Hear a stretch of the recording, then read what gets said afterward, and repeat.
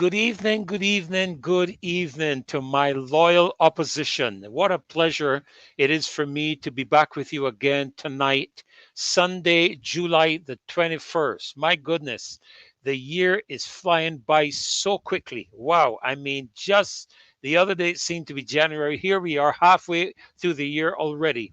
And in another few weeks, moving into the August period, of course, we are in the hurricane season. They tell us beginning in June, July, August. We believe in God to safely navigate us through the next several months and the next several tropical waves we have coming across. And we thank God for them. They're bringing beautiful and much needed rains to our land so that we don't have to use certain elements in our aquifers. And again, we are able to have our farmers earth, the ground where the yams, potatoes, and so on are watered. So we're grateful to God for that. So let me, of course, welcome all of you that are joining us tonight. I am sitting in again tonight for Marcia. She is still in Trinidad and performing.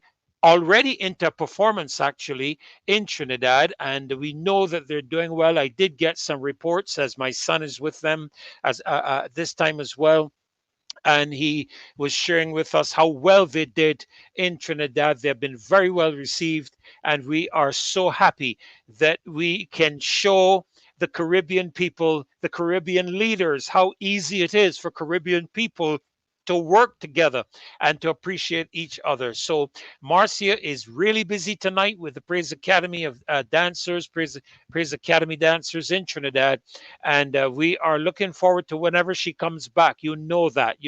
I know that the show is just not the same without Marcia. I thank God for all of your encouraging remarks, but all of us know that even though it's not about her, and she will always tell you that, and we embrace it and agree with it, she will always tell you that the show is not about her. Yet we do know that she does make a significant difference to the show. She brings a different perspective, and so we are really appreciative of the opportunity to share in this show with her. I know Caswell is, I know Maxine is, Kimar, Rose, all of us. Heather, we hope we'll be able to get Heather on tomorrow night, God willing.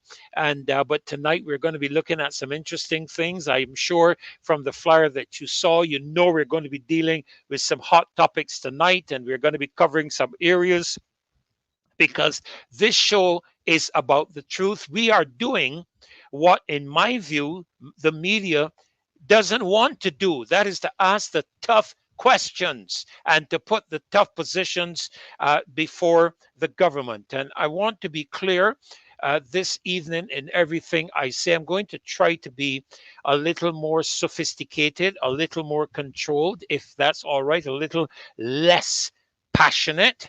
I may still speak passionate, but I'll try to control myself so I don't. As some of you have cautioned me not to get high blood pressure, But I can tell you my pressure is great. My doctors have always told me that my pressure is slightly low, which to tell me is better than if it's slightly high. And I've always had a clean bill of health year after year. And I thank God for that. At my stage of life, I'm grateful for all of the significant physical benefits that I have had down through the years. God has looked after me, and I'm deeply appreciative of it. But we welcome all of you to the show tonight. Let me just back up here and welcome you as best as I can individually. If I don't get all your names, just please forgive me. But I may call some twice as I go down the line here. Cecilia Miller, good afternoon to you. uh, Bajan Boy, Lucinda Aline, good evening. Um, I don't know, Bajan boy, who's running these things. I don't know. I would have to ask the same question. This show is about questions. So Bajan boy, I guess so. We'll ask the questions. Lucinda Aline, good evening to you as well. Joyanne Faith, Queen B, great to have you back with us tonight. Monica Ince and Nigel Carrington. We couldn't do it without you guys.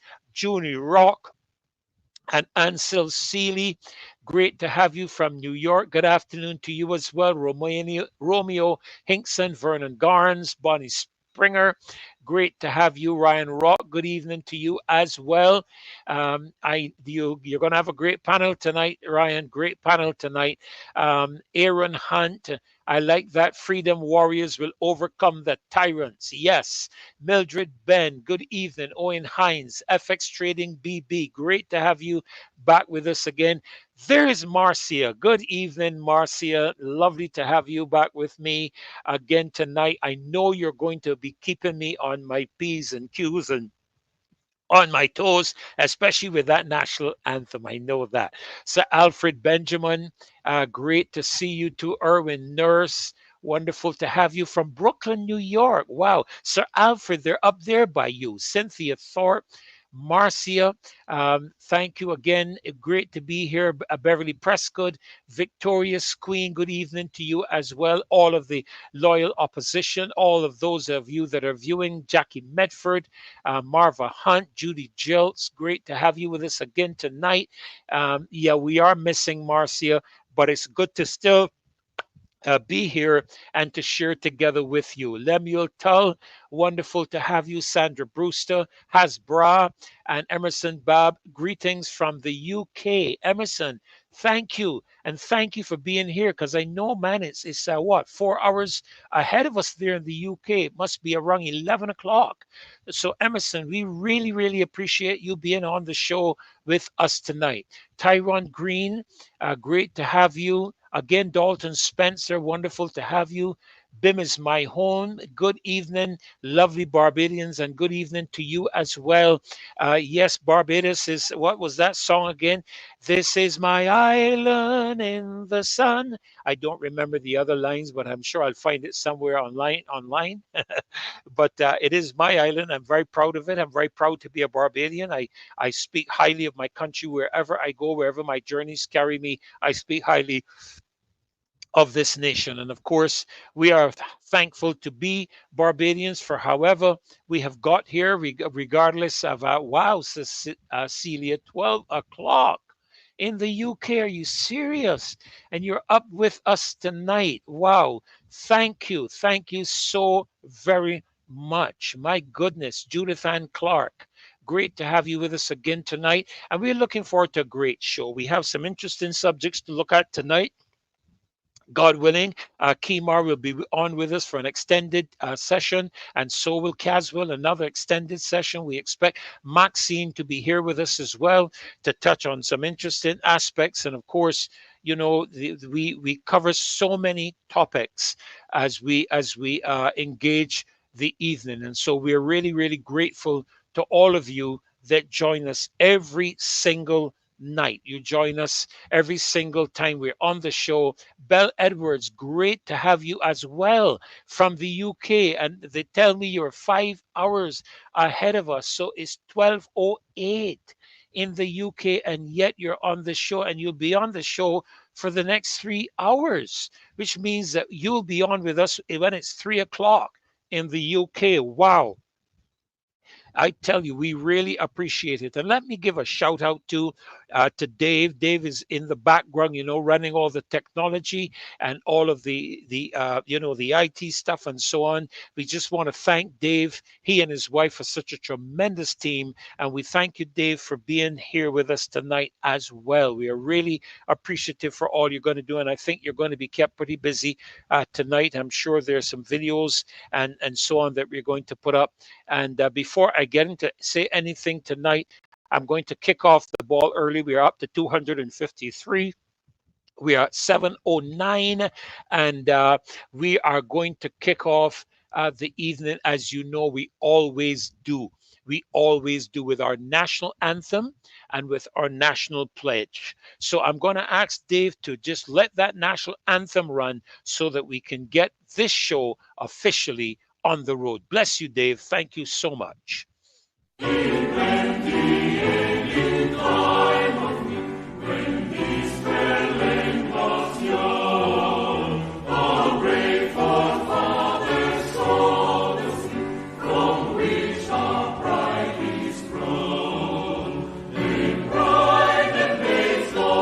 One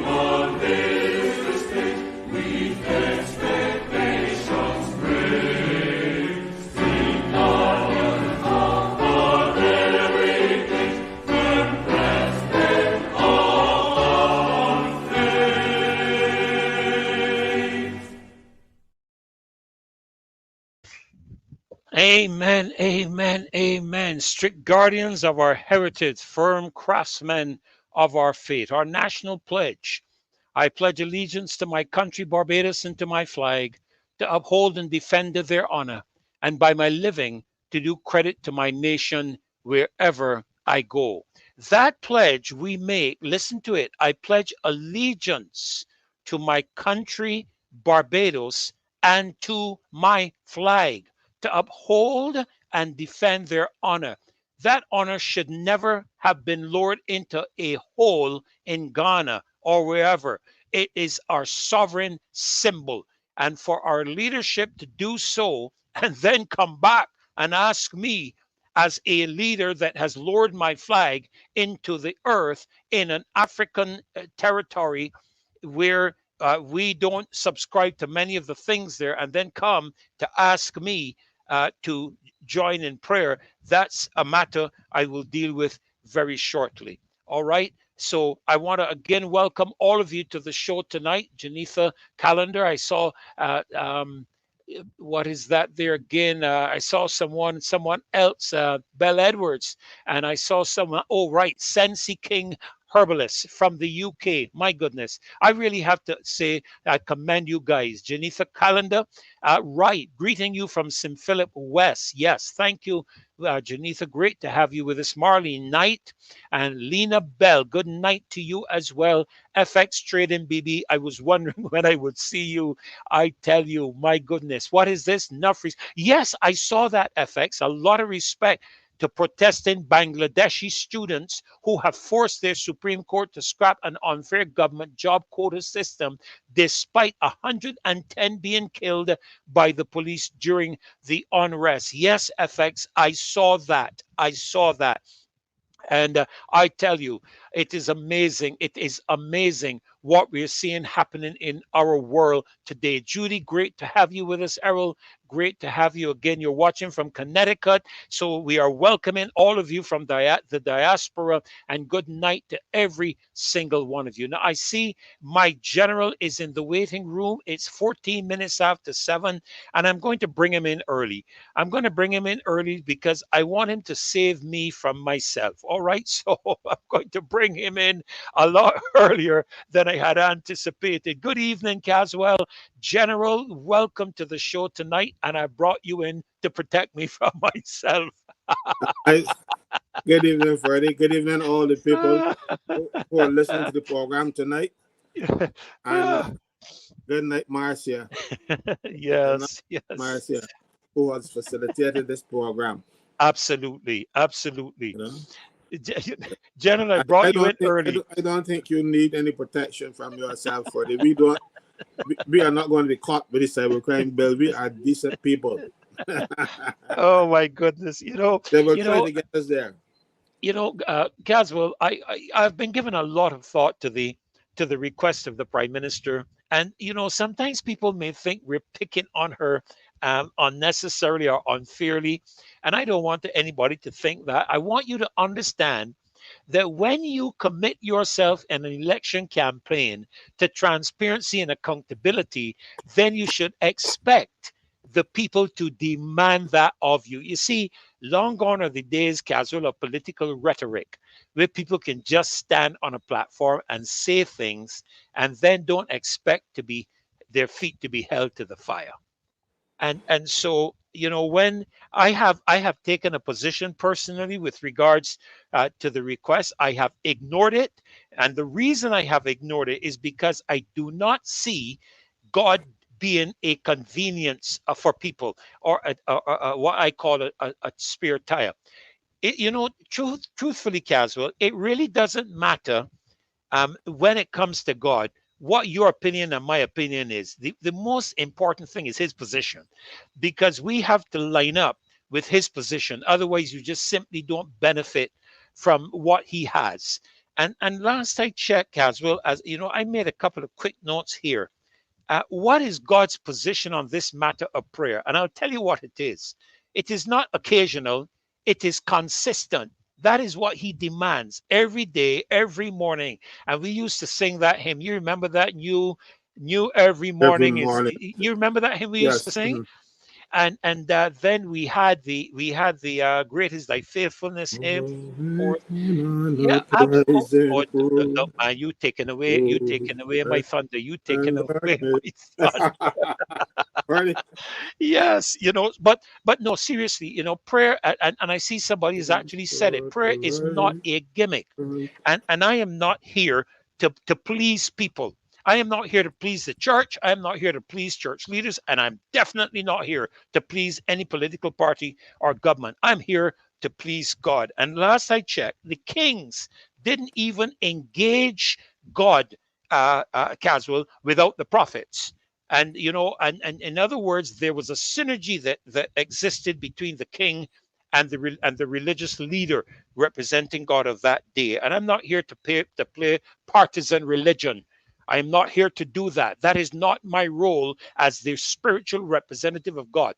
I am not the spiritual representative of the Pentecostal assemblies of the West Indies. I am not the spiritual representative of the Anglicans, Catholics, Baptists. I am the spiritual representative of God. So my opinion doesn't mean diddly squat. Neither does the Anglicans, Baptists, Methodists, Moravian, or Pentecostals. The opinion that matters most of all is God's opinion.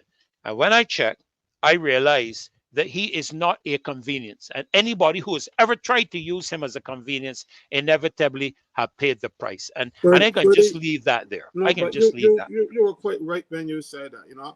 People think that we are here because we don't like this, but that's far from the truth. That's not true. I can't find very many people that are here. Probably one or two, but I can't remember who they are now. And Prime Minister is not one of them. I think I'm one of her best friends. Why I think so? No, I think so because No. I'm one of the people who tell her the truth. And you no, come on, relax. That's the thing. That's the thing. Telling the truth. Tell her the truth. That's all right. Even he agrees. That's all he's doing. Look, if you have a friend and your friend cannot tell you when you are going wrong, that person is not your friend. Find another one. That's right. When I see her doing nonsense, I say to her, Prime Minister, that is wrong. I might say it publicly. I'm because I don't get a chance to split her face because we are not that type of friend. But she gets the message. Now, if she was smart, she would listen. Yes, yes. How many times I've said things, and she then go and dispute me, even go on the radio. And I'll give you two examples. I remember when they invited me to Elara Court as a senator to get the vaccine. I went on the radio and I said, I know, but vaccines develop too quickly. I'm not even passing Elara Court. She cussed me. When they said that they could only have one deputy commissioner of police, she held a press conference and get one of the reporters to ask about what I said so that she can cuss me too. And in both instances, I was correct. Now, if she had listened to me before, a lot of people would not be dead in Barbados now and sick and suffering from the after effects of that job, and then she wouldn't have, and she and the Attorney General would not have egg on their face for the thing with the commission, because then that time when I go to Parliament and pass the piece of legislation I said they will have to do. So I am always telling her the truth. The problem is that some people don't want to depends where the truth comes from. If it comes from me, they don't care. Don't care what I say. If I say Mayor is a wonderful woman, she dispute it because it comes from me.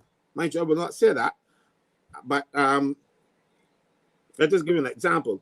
That's the problem. So if she listens, and she listens to her critics, as opposed to the people, her adoring public, the people who say yes, ma'am, 3 bags full, and who don't tell her bank, who don't step off and say, Prime Minister, we can't go there. In the old days, we had permanent secretaries who told from far back as the right excellent Elbar, Prime Minister, you can't do that. And he listened. He wasn't pleased, and he turned and called them an army of occupation, because an army of occupation, as I said on the show before, is not a lot of people employed. An army of occupation is an occupying army, an army that takes over control when they win the war. So he likens civil servants to be winning the war and take over, and they run things. And politicians don't like that, but civil servants run things. And that's what they do. That's what they're paid for. You know, Caswell, there is a verse that, as you were speaking about, listening to your friends even when they're critical of you, there's a verse found in Proverbs 27, verse 6, and it says this, Caswell: faithful are the wounds of a friend who corrects you out of love and concern, but the kisses of an enemy are deceitful because they serve his hidden agenda. You hear that? But, Faithful are the wounds of a friend. So you were right. If I'm a friend of yours and I see you heading down a wrong road, then I need to tell you something. And even if it causes you to not like me at the end of the day, if I'm your friend, then I should be telling you something that is going to be of value to you. And incidentally, folk, we want to remind you on YouTube, particularly, to give us the thumbs up, to like us, so that we can experience a greater interaction in terms of YouTube. And of course, if you're on Facebook, that you follow and share, share, share, share, share. So, Casual, really, that is really all I want to say about it tonight, because I don't want anybody, first of all, to think that I don't believe in prayer. We've been praying since the beginning of the year. We've been praying nonstop. I have a group that I'm a part of that prays 5 days a week since 2 years ago. And we have never stopped. We have been interceding for this country, for the prime minister, for the government. But listen, there's something I read. Some people tell me, do everything within your power to live at peace with all men. And notice what it says: do everything within your power. But it does not say that you will have peace with everybody. It says to do everything within your power. And when I've done everything within my power, then I have to act accordingly if I don't have peace with the persons around me. And, I am not one of those people to subscribe to all this spirituality and all this what we call it, tradition, and religious jargon and all this stuff, all the form and ritual. the I'm not one of Pharisees, those people. No, they're I'm not. not a Pharisee. I That am was not the, and I am not a sad UC. I am not a far UC, and I'm not a sad UC. Okay, I'm neither far or sad. I'm a believer, and there's a lot that I've learned down through the years, Caswell, that the church has been guilty of. I've had to acknowledge it, admit it. Much of what we have been taught in terms of interpretation by our colonial masters has not really done us well and served us in the best interest. And one of the things I have grown to realize, that's why I said it doesn't matter what I think. It doesn't matter what Motley thinks. It doesn't matter what the bishop of the Anglican Church thinks, or the bishop of the Catholic, or the bishop of the Pentecostals. What matters, if we are believers in Jesus Christ, is what God says and what Jesus says. And boy, I can tell you something. You remember, Caswell, he went into the temple. You remember what he did when he went in there? He didn't go in to ask for prayers. He went in there with a premeditated attitude, planted a whip, and I don't think he was aiming at the sheep or the doves. I have a good idea. I know who he was aiming at. And so I am not here to play games. I am not here to misrepresent God because some political leader thinks it's convenient to come forth after 27 dead people and now come to the point of asking the nation for prayer. Without, as far as I'm aware, I have not had anybody challenge me on it or tell me otherwise without engaging the prophet component of the country, which would be the religious leaders, to let them take the lead in this matter, not the prime minister. The religious leaders, the bishops, the apostles, the prophets, the pastors, those are the people who should have been taking the lead on this call to the nation. And if anything, she could have had a press conference with two bishops sitting down next to her, and let them speak. But I'm just going to leave that alone. No, but I can't leave it And alone because but you're right, and against it, you see, because you can't just say, give me 5 minutes of prayer for Sahada and that's it. It don't work so. well, In another religion, they pray 5 times a day. yes, So, 5 times a day, every day of the week.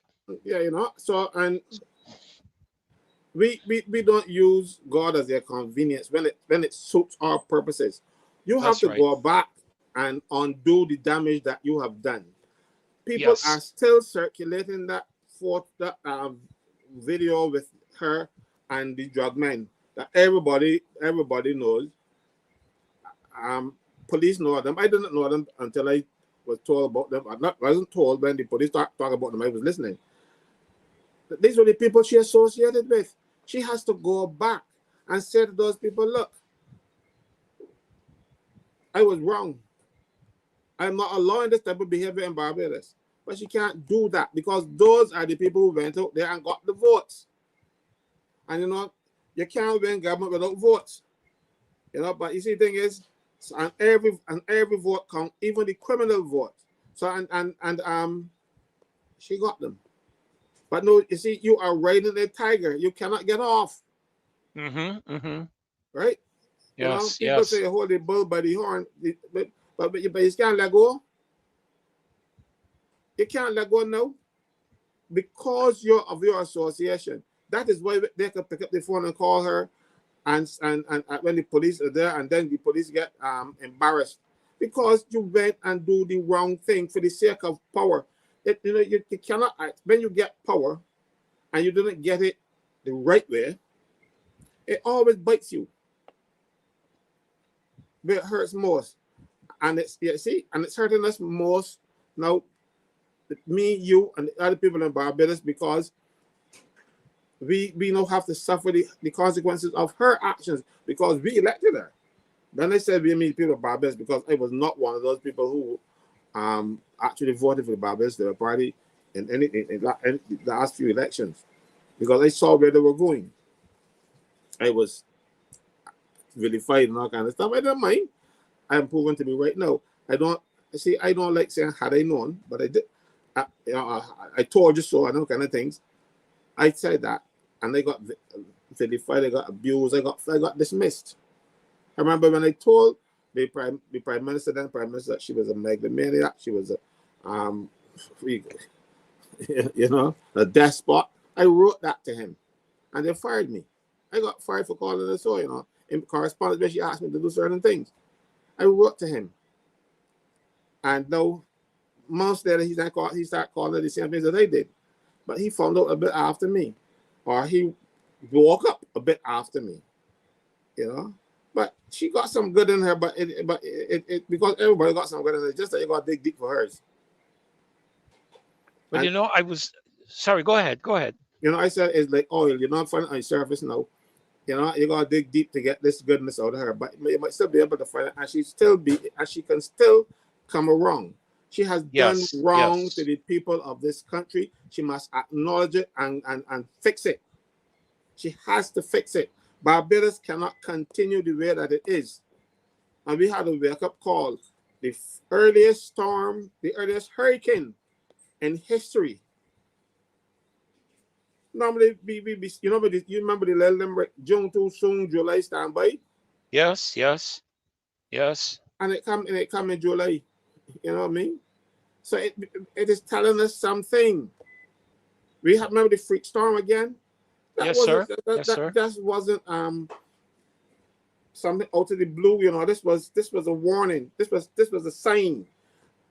Tell me I'm foolish, I'm talking rubbish, I believe in nonsense. You can tell me you like. But I believe those things were there to warn us. Tell us to turn around and travel the straight and narrow. Well, while you were speaking, and I see Dave has got a video up there with the former prime minister, and it would be interesting to hear what he has to say. I'm not sure if what you are going to be sharing on tonight. I don't know if we'll have the time to play that. Probably may not be able to. I don't know. I'll have to wait for you to give the go ahead if that is what you wish. Now, what I want to do tonight is to finish off what he was talking about the last time, because it is so much, and I knew I couldn't finish it in the 40 minutes or so. I might not take 40 minutes now, but I think it is appropriate because too many people in Barbados do not know their rights. Right. And you'll be surprised. Absolutely. You'll be surprised that I'm talking about people, not idiots, I'm talking about people who are learned, but they're not learned in employment law. They're not learned in public service regulations, and they have master's degrees. but this is not their field of study, and sometimes they go wrong. So don't feel badly if you don't know these things, because people who are far more learned than me, because I'm not learned, and they don't know. So that is why I try to give, because I can't corner the market. I can't do it for myself. And I tell people all the time, Freddie, if I come on the world one day and you see me with $100 bill, and you say, guys, give me the $100 bill there, and I give it to you, I no longer have it. But if I know something, I have some knowledge, and I share it with you, I still have it. So I have not lost anything. So if you want knowledge from me, I'll give you my $100 bill against my pocket ready. So you know what I mean? So I don't mind. People tell me, but you giving away I'm not giving it away. I still have it. I'm sharing it. So that is one of the reasons why you see I come on this show and I explain people's rights. Because somebody might say, oh, I remember Caswell saying something about that. And when they go to work and these things happen, they say, oh, you can't do that to me. That's what I want. That is what I want. If I have gotten a few people to do that, I have accomplished something. What I'm doing has meaning to it as a result. So I'm going to continue tonight, finishing off the part with the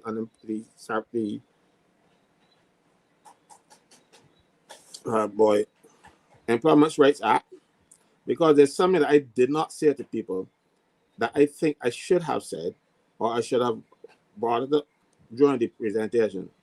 If you are working on a contract, and I'm talking about a real contract, not what the government does these days and what CIBC is doing to its staff, following government's example and unfairing people because they're not paying national insurance for them. They're not giving them vacation pay, and subsequently they're not going to get pensions when they get old and that kind of thing, because government is doing it. So when the government lead, other people follow, and people who know better. Because don't tell me that CIBC does not know better, and they are treating their staff just like how the government is treating its employees now. That's, them and so many more, calling them contract workers, are not paying. They're not contract workers in the sense that you are a private contractor and you want to do a thing. Like, for instance, you're building a house already, you hire a contractor. Yes, he's a true contractor. You do not expect him to come work at 8 o'clock, do everything himself, because you want to build a house, but he might not know to run it electrical wires. He might not know how to tile. So he will bring people in to assist him as he goes along. That is what contractors do. Ask CIBC or the government if you can bring in your staff to do the work for you. The answer is no. Right? They can't do that. And they give you your tools. This and one of the nasty things that they spoke about this before in the program, and they complained about it. And they said that if you give the man the tools to work with, he's your employee. The National Conservation Commission turn around and give the people to be back and tell them they're yours. So now you are a contract worker. And I remember, I'll never forget this. One Sunday on Brass Tax Sunday, Mr. Ellis invited me onto the program, and Colin Jordan, the Minister of Labor. So I likened to him for this practice with giving people contracts. And he said, I'm not quoting, but as far as I'm paraphrasing him, he said that the government did what I was saying, that hired people and didn't pay the national insurance and that kind of thing. And he said they recognized their mistake and they have fixed it, and they're not doing it anymore. He means they were not doing it on Sunday because people don't work, they hire people on a Sunday, but they continue to this day. We have people in the registration department working for the courts who are private contractors. We have people all over the public service that are private contractors. Why? Because the IMF says that you should not hire any more staff.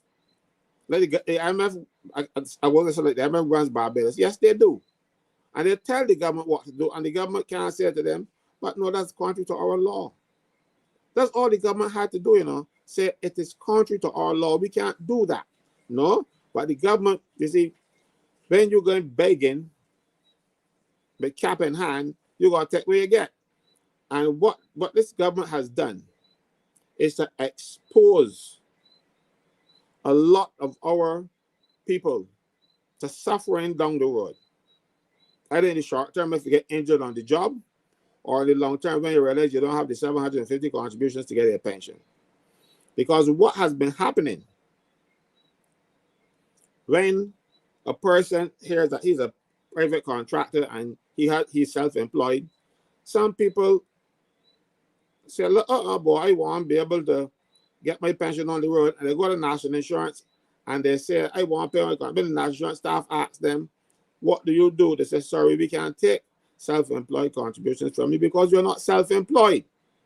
The way the government has gotten around that, with the new national insurance arrangements that they have, they brought in yard fouls and put them in there and start registering those people. So you can go to a person who is a career national insurance person, that person will say, no, you can't be registered. But the yard fowl will register you. And that is the problem. The political yard fowl that they're going to say, rather than they have a job, and before they do their job in accordance to what the law says, they do what the job according to what Motley says. So it is anarchy. So if I am unlucky enough to find an honest person, I'm basically that it is. If I'm unlucky enough to find an honest person, I can't get registered as self-employed. Now, if I find one of the people who they brought in, who got the political connections, they can register me and they can pay my contributions. That is wrong. It's absolutely wrong. Nigel Newton has put a comment there. I don't know if you can see it, Caswell. He says, one of my probationers obtained a job and was asked to submit a police certificate of character. And after the employer received the document, the young man was fired. What does one do in a situation like that? I mean, we don't know all the facts, but I can glean some facts and I can fill in some things. Okay. You get the job, you're on probation.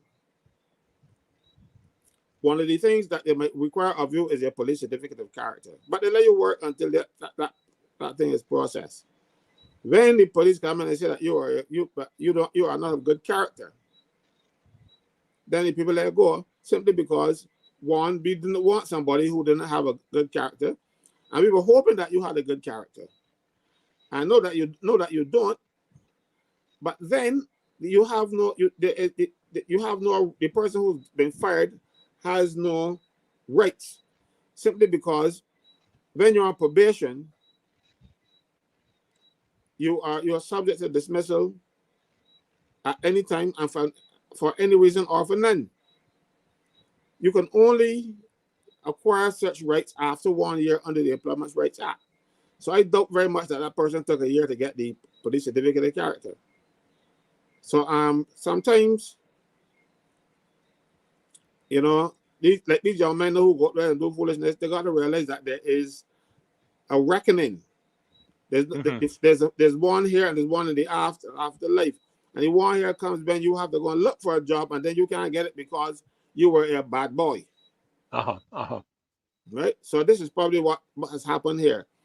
He got the job, he's on probation, but then when the police certificate character comes, I don't like what I see.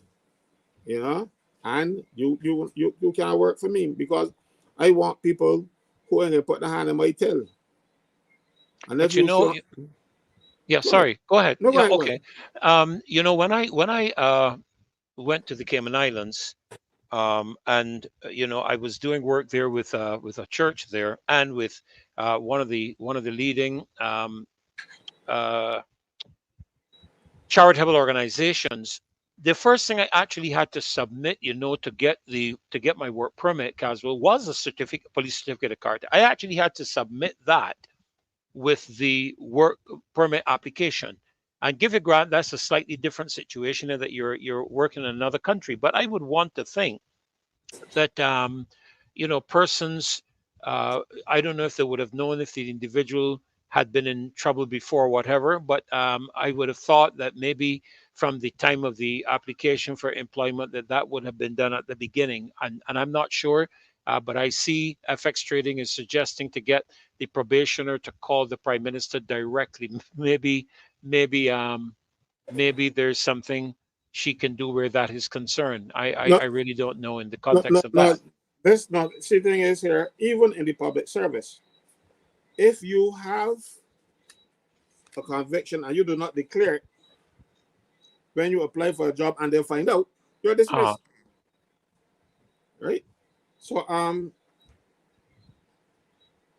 there's some jobs in public service where people go to jail and come back and stuff, and there's no problem with that. They fell asleep to work on the city road, reading anything, and I've beat somebody down the road one day. You go, I get locked up a few months, and then you come back and you work. Because if you don't do that, you know that fella can be less up on the bread line. Nobody want it, so the government has to keep find a way to keep him employed or pay him some sort of welfare. And he's a strong man, and you don't really want to give him welfare, so you give him a job. So some people like that. Some people work at sanitation. You know, they're fit, they're strong, but you don't want them in your office because they have criminal convictions. Sometimes they get one and they go up there and come back down and back to the job. And then they come up, they go straight to sanitation and get a job again and come back. But depending on what type of job you're doing, you know. mhm, So, like for mhm. instance, public service has a kind of thing attached to it, you know, like in the old days, if not now, in the old days, you know, you had some sort, when you're a public officer, you had some sort of dignity and respect and rank and that kind of stuff. And you wanted people who were of good character. And no, you can't remain in the public service if you have if you get a conviction. And I'm not talking about a conviction for driving too fast, but you know, more serious criminal convictions. Because driving too fast is still a criminal offense, you know, but not one like that, unless you kill somebody in the process. Is that still held against you? Something like that? You know, if you get a ticket for driving quick, do you have a criminal record of that? No, you have it is it, you well it is a criminal offense, so you It's have a criminal thing, but something like that will not be held against you when you're okay. going for a job, right? But let me go to section 26 of the Employment Rights Act and tell people what they missed out the last time because they want to get them. I, I think Dave is trying to get it up on Yeah, the screen section for you. If you 26. Dave, if you could probably make it a little larger when you find it, section 26. Yes, Um, right. Section 26 of the Employment Rights Act sets out what is unfair dismissal, some aspects of unfair dismissal. And it says here, for the purpose of this part, an employee is dismissed by his employer where A, the contract under which he is employed is terminated by the employer, whether with or without notice. I'm going to come back and explain that. B, he is employed under a contract for a fixed term and the term expires without being renewed under the same contract. Or the employee terminates the contract under which he is employed with or without notice in circumstances in which he is entitled to terminate it by reason of the conduct of the employer. Now, all three of these are treated as unfair dismissal if if he terminate your job with or without notice, without cause. Because if he had a reason to dismiss you, that your conduct was bad or your performance was bad, and they went through a process by bringing you, making giving you the opportunity to put your case to defend yourself. Now, if he just dismiss you without going through that process, it's automatically unfair. So when people say better bit or without notice, people say, "Oh, that's unfair. It's unfair to workers." I even hear a union person saying that without understanding the process because they hear what the employer says, so they say it too. You know, you must give the person. You just can't fire a fella so tell him go home. You're supposed to get 6 weeks notice. Give 6 weeks notice to go home. You have to do so with cause. If there is no cause, then you're going to pay a compensation for unfair dismissal. It says he is employed under a contract for a fixed term and that term expires without being renewed under the same contract. Meaning that they give you a contract 3 months, 3 months, 3 months, 3 months, 3 months, or 6 months, 6 months, 6 months, and you're going on for years. And then the person will say, you're on the contract, your contract finished, so you go on home. That man could have worked 5, 6, 7, 8, 9 years and then get sacked. But you know what happened? This employer now had the son that was in school all this time and he want a job for him. So he get rid of you and put this father in place and send him without a cent. So you have to pay that person compensation. So it is unfair dismissal if you do not pay the compensation or you do not go through a process where you accuse him of an offense and he has been proven guilty. And then the next one is if the employee terminates his contract in circumstances where he's entitled to terminate the contract because of the conduct of the employer. Now, for instance, I hear people telling me about employers cursing them. In fact, they come in the store and the person cursed them, the employer cursed them in front of customers and that kind of stuff. If you do that, you resign, go home and not pay compensation because you can't treat people like that, you know, or you don't pay me my wages when they're due. Things like that. But people call constructive dismissal. I went through constructive dismissal before. So if you don't have to be actually fired. If the employer makes it impossible for you to continue to work there, you were a supervisor, and he come and say, no, something, I want you to supervise no more, and put you back down. That is constructive dismissal if you accept the breach of your contract, and you can terminate your own services and claim compensation.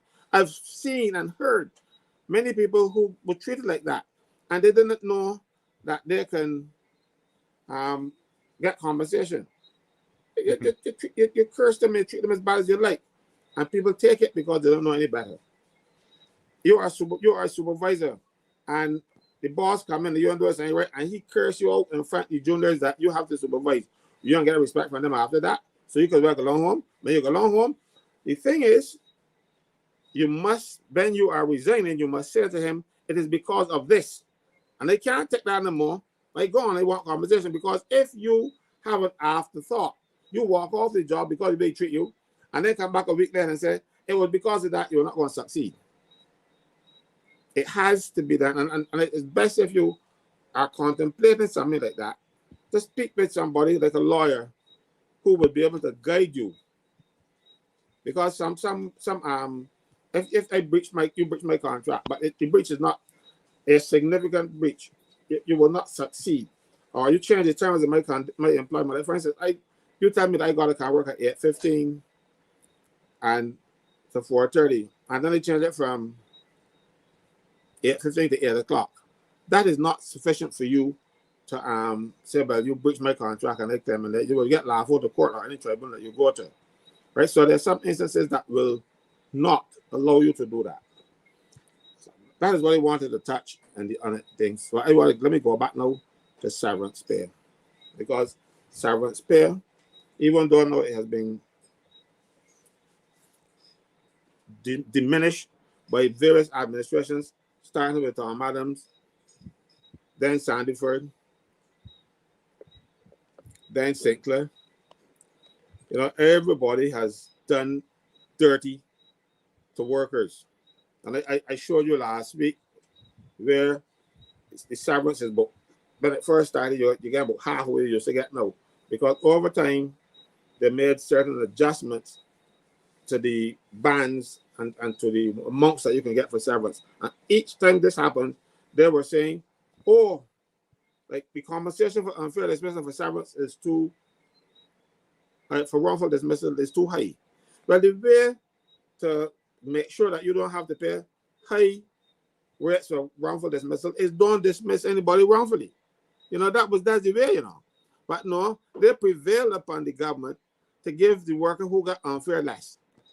And governments over years have sided with the employers and gave the employers golden handshakes, because one time when you got to look for 4 weeks pay to pay somebody if you send them home wrongfully, or you make the job redundant because you don't let the fellow face, when that happens, you can think twice. All right, redundancy. You are under the Employment Rights Act. You are not Employment Rights, sorry, the Severance Payments Act. You can claim severance pay if you have been dismissed because of redundancy, if you have been laid off or kept on short time for the requisite period. I'm not going to tell you what that requisite period is. Or you are dismissed because of a natural disaster. Right? And you can get, okay, so let me go through each one. Redundancy, if the job no longer exists, right? Then that is redundancy. Or it's such that the work has diminished to the point where you don't have enough work for the people, or you don't want to work for them at all. That is redundancy. Right? Let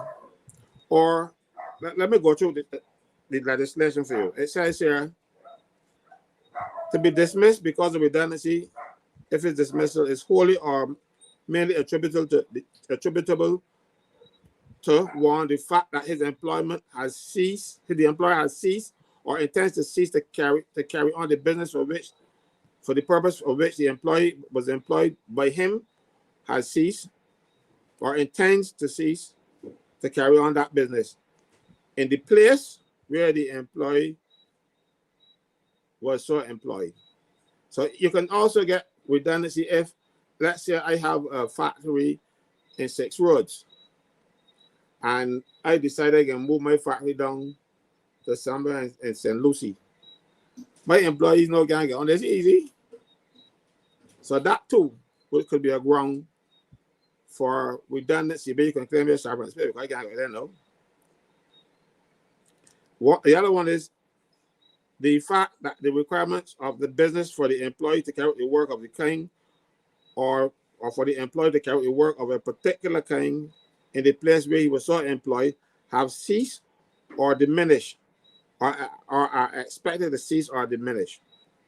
And then another one is if you are dismissed because of a natural disaster, if his dismissal is wholly or merely attributable to the destruction of or damage caused to the employer's place of business by fire, flood, hurricane, earthquake, or other act of God, whether or not similar to any of the foregoing causes.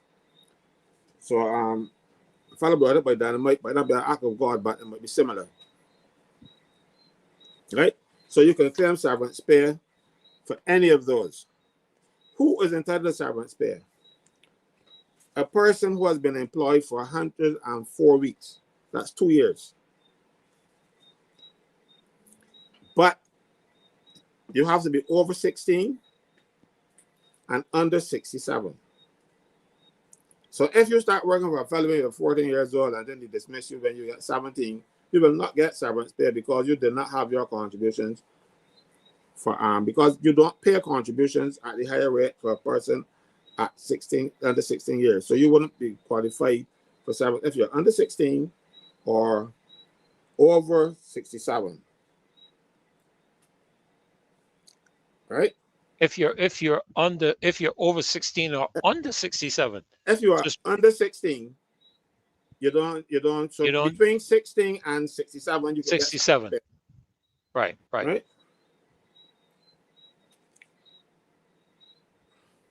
But it isn't as easy as that, because let's say you require that the employer do something that amounts to redundancy or some sort of dismissal, and you, like for instance, he lays you off.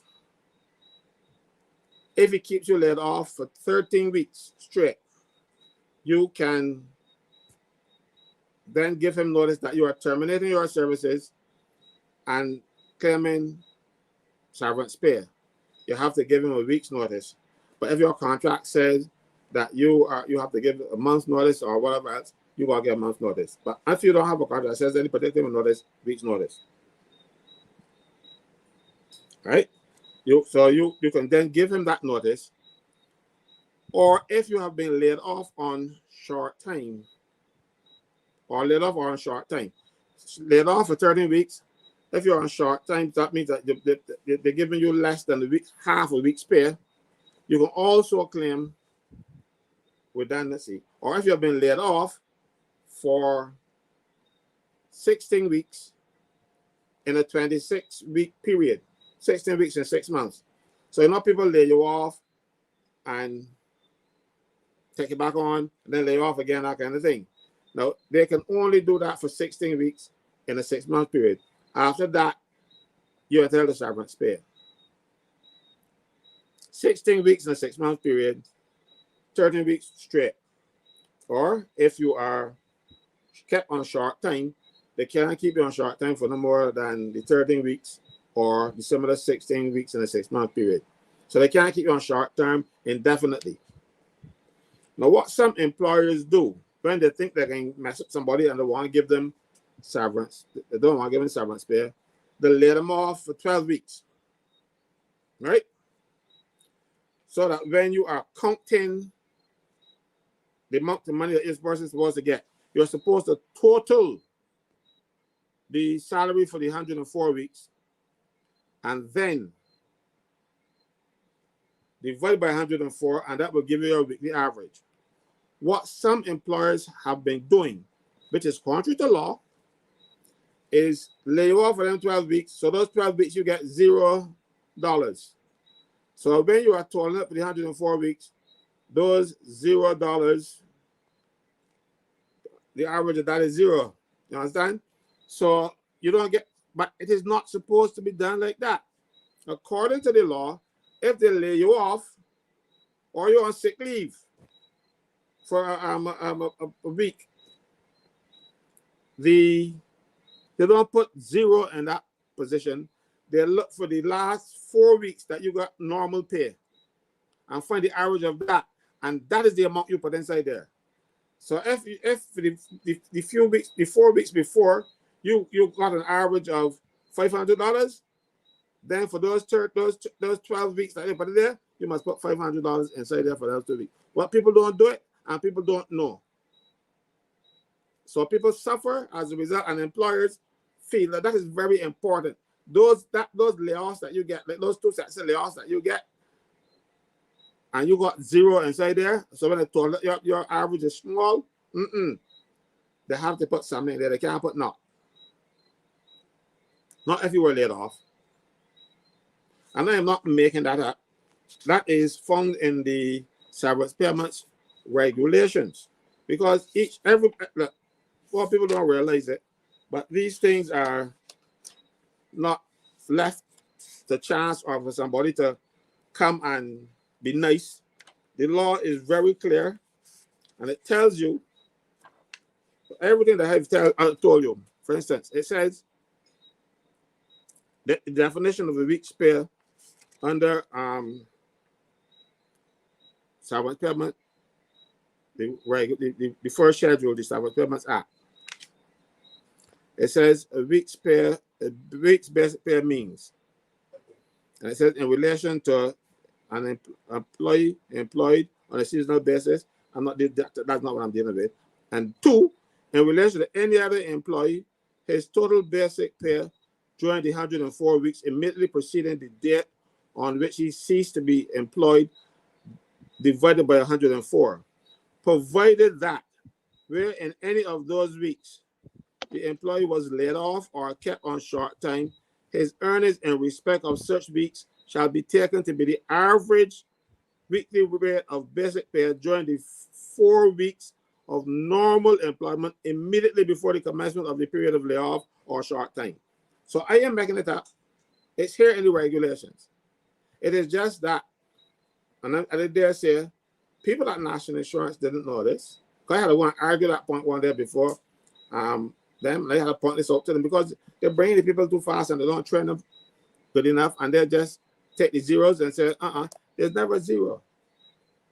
Because if you look, no, if you are laid off or on sick leave or injury leave, and it is from Monday to Saturday, under National Insurance, you are given what they call a credit, Monday to Saturday, not Tuesday to Monday, Monday to Saturday. not Wednesday to the following Tuesday, Monday to Saturday. If you are off for that period, that is counted as a credit, and your national insurance contributions is credited with the amount that you would have gotten for that week. Now, if you don't claim, when national insurance don't ready that you will make the claim, then they can be regarded as a zero. But the employer can't do that because he knows that he had you on the off. So just don't go around believing what the employer tells you. Check for yourself. Caswell, sitting and listening to all this information you're sharing, to be honest with you, from my end, boy, it sounds so overwhelming. And I'm thinking about the regular man in the street who's just doing the ordinary public worker's job, so to speak. How do they know all this stuff? I mean, you can see that so many people would be taken advantage of in their ignorance. And do we ever have workshops? Are there ever workshops, Caswell, that employees can attend, where they can learn this stuff? Because I'll tell you, somebody said it here, and I think it's actually up there. Skylar Watson is saying that you are educating us, the poor working class. It's almost like, what would we do without your contribution here on the Marcia Week show to educate the people concerning their employee rights, to do with unfair, and what was the other one? Unfair dismissal, Wrongful dismissal, and wrongful dismissal, and severance. I mean, when is a person entitled to compensation when they're severed? From what stage? You could be working for 4, 5, 6 years and be dismissed and not realize that you can be compensated. So it's a real challenge, and I want to ask you, for the next couple of sessions that I am going to be hosting. I'm not sure what will happen when Marcia comes back, because I see Maxine is in the back room, and I want to try and give her a little time tonight, because Kimar is going to be coming on tonight, and I tell you, it's going to be an informative session with Kimar. I can tell you that now. But I would really like you to, and I hope I'm not out of place to do so, but I would really like to ask you to pick up and continue within the context of this, because particularly in the era we live in today, where people are using every excuse to cut back and increase profits and all this kind of stuff, we really need to know what employee rights are, and those kind of things. So if I could ask you to prep for tomorrow night as well. I'm going to see if, just waiting for a thumbs up from Maxine as she's in the waiting room to let me know when she's ready. But if you can prep to continue this tomorrow night. And again, I brought you in a bit earlier tonight. I'll try to do that again tomorrow night to give you some extra time. And if I am the host on Wednesday night, I'm not sure exactly what time Marcy is going to be back in. But to be able to Let me continue. answer Liana Bell. Yeah, She's yeah. saying, as well, is it lawful to reduce a worker's wage without their knowledge or consent? Is there any law in place that an employee can be entitled to receive the pay that was reduced at some point? It is a breach of your contract if your pay is reduced.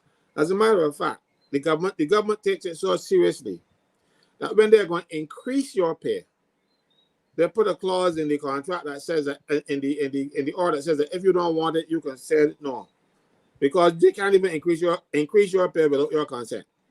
So if they can increase with your consent, how much They more can't so they can reduce it. decrease it? They can reduce it without your consent. Correct. So if they Correct. reduce your pay without your consent, you got a couple of things to do. You can terminate your own contract and head to the labor department and say these people reduce my thing, and I thing, because that is constructive dismissal, classic constructive dismissal. You reduce my pay, and sometimes you might find a way where you can ask an employee to take less because of hard times, but you can't do it without his consent. And some I'm employees do it. I'm looking for another question that I want to get you to hold on to for tomorrow night. Right, this one here by Devere Smith. who is authorized to prepare the written contract in the public service. So if we could hold The that, if you Director could make General. Director General, but if you Director could make General. a We see note a of lot of that, people giving contracts now out of order. And they're not, the people who you give, these people give contracts, so they're not authorized to do so because Section 3 of the Public Service Act sets out how to hire people in public service. But we see now everybody, the Prime Minister, authorizing permanent secretaries to give people contracts and all kind of stuff. Now, one time, the permanent secretaries were able to hire casual employees, people who used to weed the road and that kind of stuff for a couple of. yeah, But now you have some people doing substantive duties in public service. You got people in the registration department who gets contracts in registration. You got an authority to do so. yes. Well, there's so many comments coming up with this. I tell you, Caswell, so many things that people are making a comment on, and I'm going to let all of you on the loyal opposition know. Listen, don't just make your comments. Bring your questions. Bring your perspectives so that we can share it with Caswell, and he can help to educate us and put us on the right path. I'm going to welcome you, Maxine, to the show tonight. A real joy to have you again. Thank you very much. So nice to have you appearing with us again tonight. It's been an intense and hectic few days that we have had to engage, and so many things to deal with Maxine. It's almost like if every morning you get up, it's something else. It just never ends. You know this Friday she did like that. So yeah, I saw that. She prayed for her 5 minutes too. No, I don't think so. I think they engaged for a couple of hours today at the gymnasium, if my mind serves me correct. And congratulations on you all 200th anniversary as well. Congratulations to you. Let me say that I did go to church, but you just heard me mute my mic because I started to cough, and whatever this bug that took me last week seems to be leaving me with period coughing. The last time I was on, I made it through pretty well. But this morning I got up and I recognized that it was going to be a long service. And as I got up, I had a bout of coughing. So I went to church right here where I am now. Well, on my computer, I joined the service. And thank you very much. And I must tell you, I was wondering if the Prime Minister sat through the 4+ hours of the service, because it was about that long. I caught on to the video. Was she at it? She was there this morning, as was the president. The president is to use the word of our Bishop of Devout Anglican, that I know. Mm-hmm. So they both were there. I didn't get to see whether the Prime Minister stayed throughout, but it was, very quickly, it was good to hear former Bishop and Archbishop Drexel Gomez preach. As you know, he's retired many years. Sorry, I missed him. Yes. Well, you can go and I will send you the link. I will send you the link. Yes, and you can probably, I can give you a sense of probably when. So I was happy to be there, and thank you very much, Teroni. Caswell, I don't want to be too long because I know that I look forward to hearing Kimar tonight. Trust me, Caswell. Yes. I tell you. As you said, Pastor, there's so much that is happening. And I just want to say this before I start, because I think that it's interesting that Barbadians seem to have gotten so used to not having inquiring voice. I don't even want to say opposition voices, inquiring voices, and voices that spoke to an examination, because we're talking government policies, programs, etc. That we had a number of years where there was not very much of that, especially after my goodly brother in cooperation, Caswell, exited the Senate.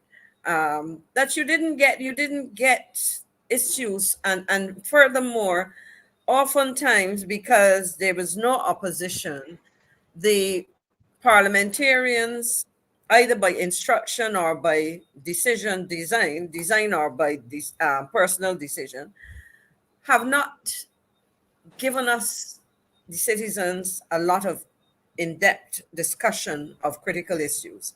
So what it has devolved upon this program, and I want to acknowledge Dave and Marcia, because as I heard you mention Dave, we don't see Dave because he's in the engine room, so to speak, making it happen. Oh yes. Oh And yes. Marcia, I mean, when I listened to Caswell just now, Caswell, I hope that if nothing else, sit down and transcribe all that you say, because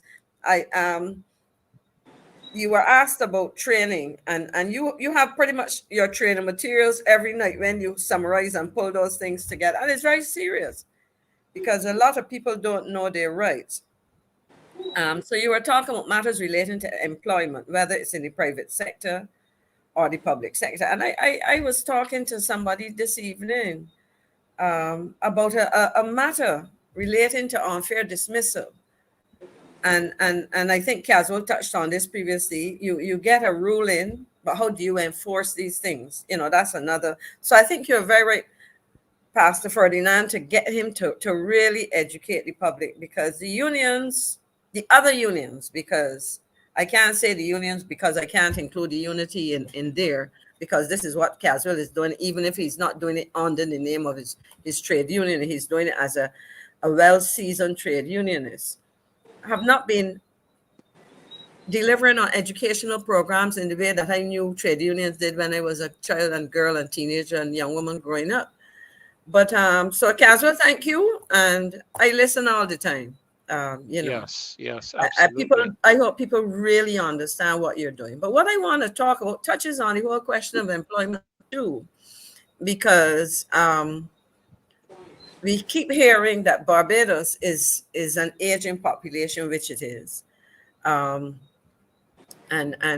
we talk about church, but I mean, whether it's church, except for things that attract young people, generally only. If you look at images of Barbadians in groups or in large numbers, in numbers together, something is going to start to strike you, and that is that we are in fact an aging population. The average age is probably 40 or over, and then if you look at the distribution by percentage of certain, you'll find that the percentages are skewing higher up unlike our brothers and sisters in Africa, where for many people, many countries, we're talking about an average age of 20 or under, and so a lot has been said in terms of social and economic considerations or issues. And most recently, we would have had the Prime Minister talk about the issue of migration, manage migration and citizenship. How do we address that phenomenon? Now, it is about a workforce, because if you're talking about pensions and so on, we know all the discussion we've heard about national insurance, and contributions and sustaining that system. But I mentioned, as I said, the whole question of not only economic considerations, but social considerations and cultural considerations, because the question is, and I've heard the Prime Minister come up with a number. I've heard her mention 80,000 somewhere. Now, I am not sure where those numbers are from, because I've not seen any analysis. But somewhere the Prime Minister has said that over the next 8, this is from an article called Barbados Business Something by publication, Strategic Leadership in the Islands Managed Migration Process. And in this article, she was saying, the Prime Minister was saying, Prime Minister Motley identified a figure of 80,000 additional people over a 10-year period. My guess is that given our attractiveness around the globe as an orderly, well-managed, politically stable and environmentally sensitive, safe destination to visit, work and live, her goal for population growth may be achieved in an even shorter period than our political leader has anticipated, the article said. Now, my question is, where did you pull that 80,000 from? The workforce, Caswell, I suspect the regular workforce, I'm not talking about persons who have opted to work remotely and so on, digital nomads, as they're called in some places. Our workforce is probably 100 and something thousand, about 120,000.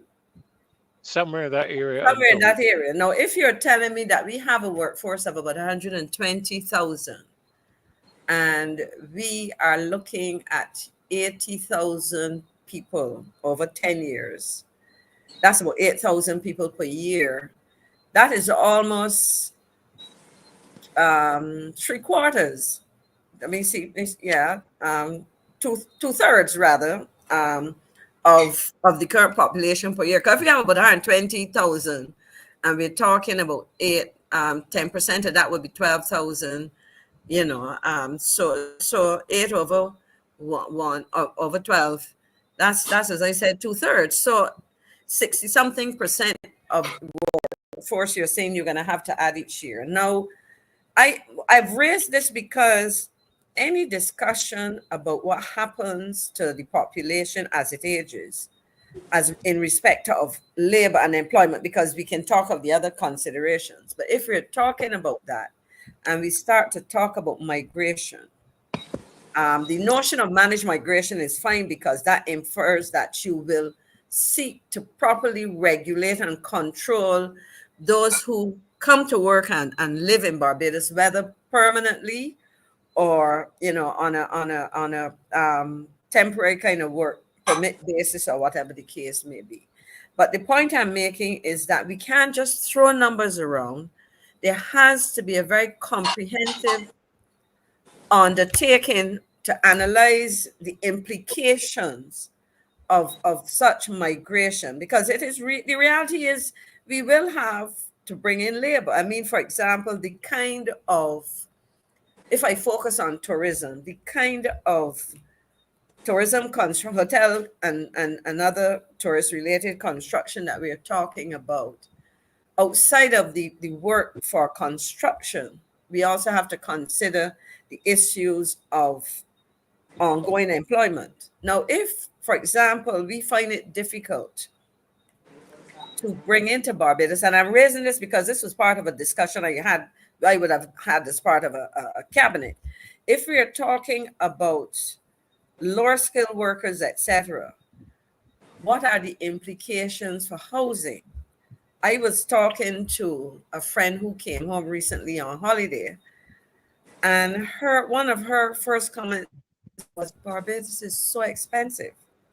So my concern is if we have an influx of workers out of necessity, how do we prepare for them accommodation-wise in a housing market where rents are high relative to the earnings of the lower income categories? Caswell could give us some numbers on average salaries earned in certain low skill positions, etc. How do we prepare for that? What kinds of demands will they put on the public health system? Because unless employers purchase something like health insurance, and trust me, I don't know, if they're not paying national insurance, it's highly unlikely, Caswell, that they're going to give you a health insurance scheme. So I'm using those things to illustrate the obvious necessity to engage in a very holistic, complicated set of analyses as to what is really required in terms of enhancing our workforce. What in turn will be the demands on our social services, our housing, implications for the quality of life for persons that we invite to come and work in Barbados. The other thing is that's in terms of migration and workers, probably temporary and or permanent.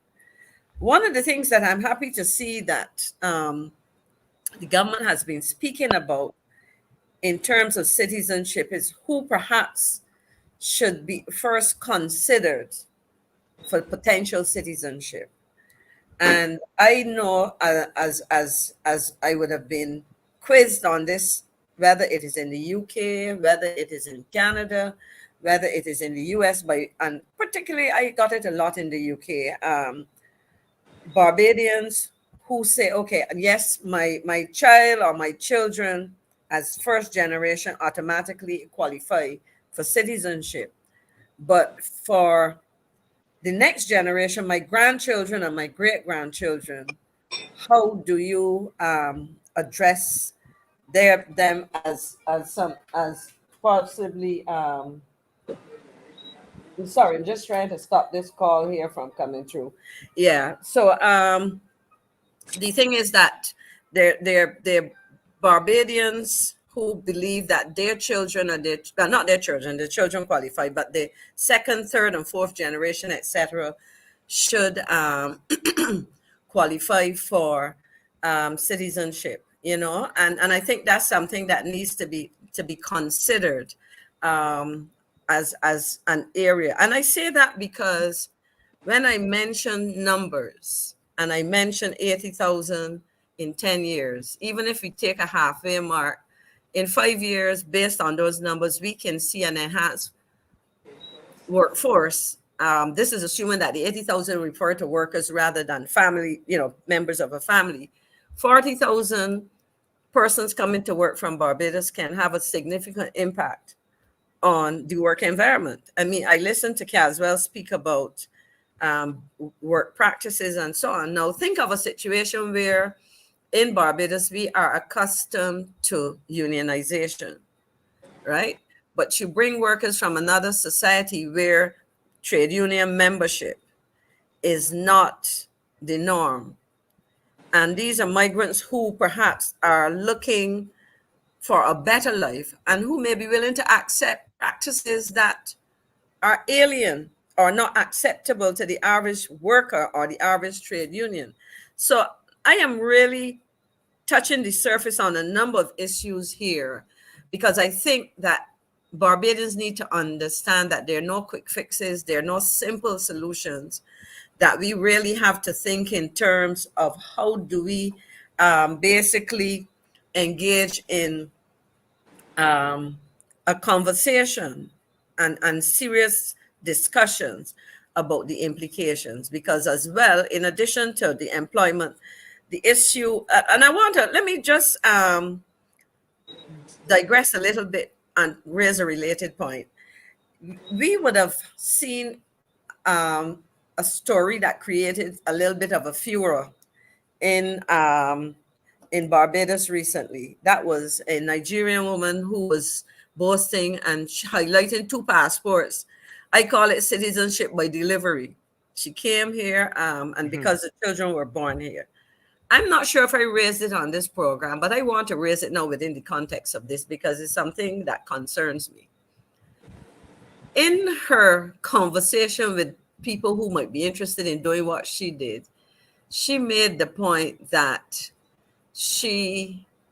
these children's passport, a Barbadian passport, entitled you to 100 and something. I think it was 160 or 106. Something countries. Yes, visa free. Yes. Now, sometimes you say some of the first thing that comes up on your mind when you wake up, you should write it down. I was, just early in the morning, I said, but something, hold on. A baby born with a passport that allows him or her to visit one of any of 160 or 106 countries because they don't need a visa cannot do that on their own. The parent who paid a whole set of money to come here to get that passport would be crazy to have that passport for a child who cannot travel on his or her own and expect that they would have their Nigerian passport in this case, which does not allow them easily to get a transit visa through the US. So my question to the immigration authorities in Barbados, have we heard the full story, or can you tell us whether the parents of such babies born here happened to have gotten Barbadian passports as well?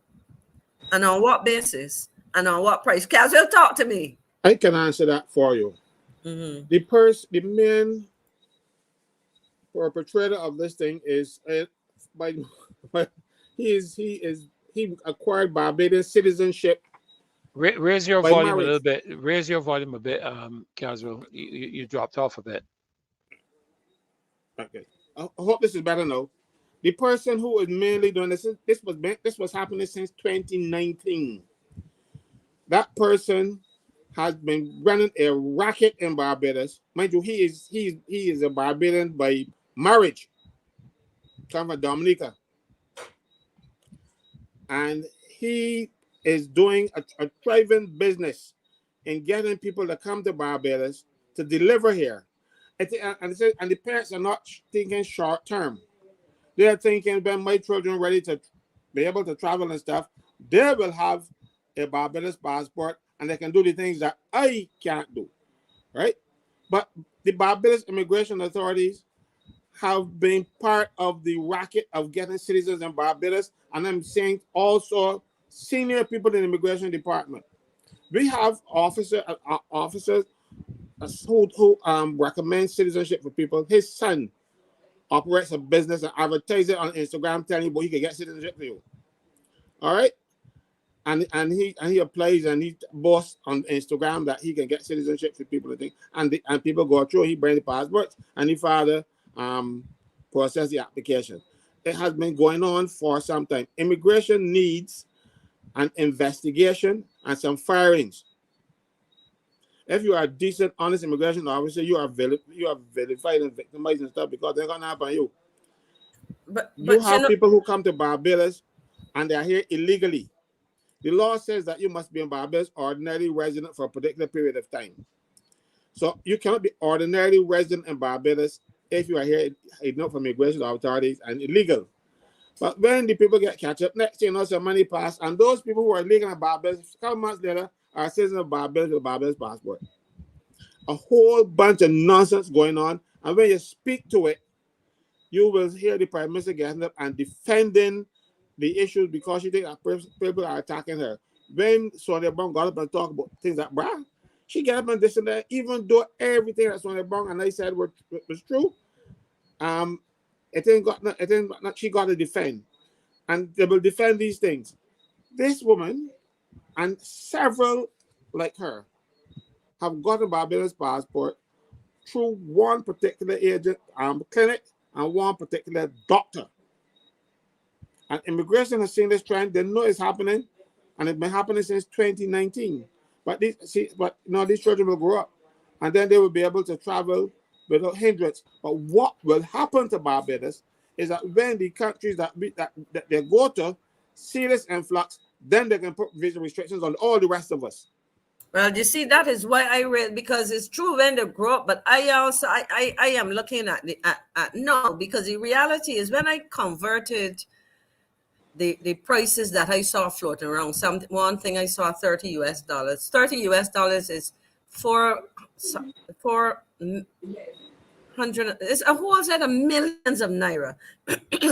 In other words, to be able to afford this, you're talking about wealthy people, and therefore, at the end of the day, they're not just going to take a passport and park it. I mean, yes, in the future, it has a lot of implications, but I will still pose that question. Convince me by sharing statistics with the public on the numbers of people who have received citizenship in Barbados, who have passports, because you just, unless you don't just get a passport like that as a passer through, the children get them citizenship by birth, because I call it citizenship by delivery, because their right. Mothers came here to deliver, and I deliver them. Yeah. No, what will happen, Maxine, is that when you go to immigration now, you will apply for immigrant status because you have Barbadian-born children. Okay. Then, and then in a few years you will get residence, and then bam, within 5 or so years, 5 or 6 years, you are a citizen of Barbados. So that's what I'm telling you. So now the mother becomes a citizen too. You know. Well, you know this. Sorry. Mind you, like I tell you something.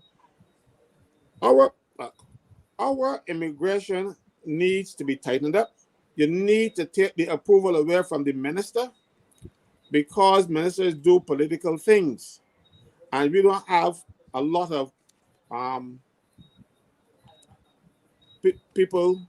We got a lot of poor people coming into office, and next thing you know, they become ministers, and next thing, bam, people get all kinds of things. So I was an immigration officer, and I remember one day a guy was working in the registry because I was responsible for the filing section. You know, we keep the files. And somebody asked me to destroy some files for a particular price. So I was excited because I knew I was missing some files and I wanted to know the process went. So I played along with them. But the person came to my house and were asking Thomas at the time, you know, and gave me the information. And I took it and he wanted to pay me then. I said, no, you wait till I finish the job. Monday morning, I turned up and my supervisor was a woman called Pat Cook. I went and I passed on the information to her. Well, those two people were on their way, they were over the Atlantic when they were coming from England. And when they landed in Barbados, because of the information I presented, they weren't able to land. They were put back on the same plane and sent back to England.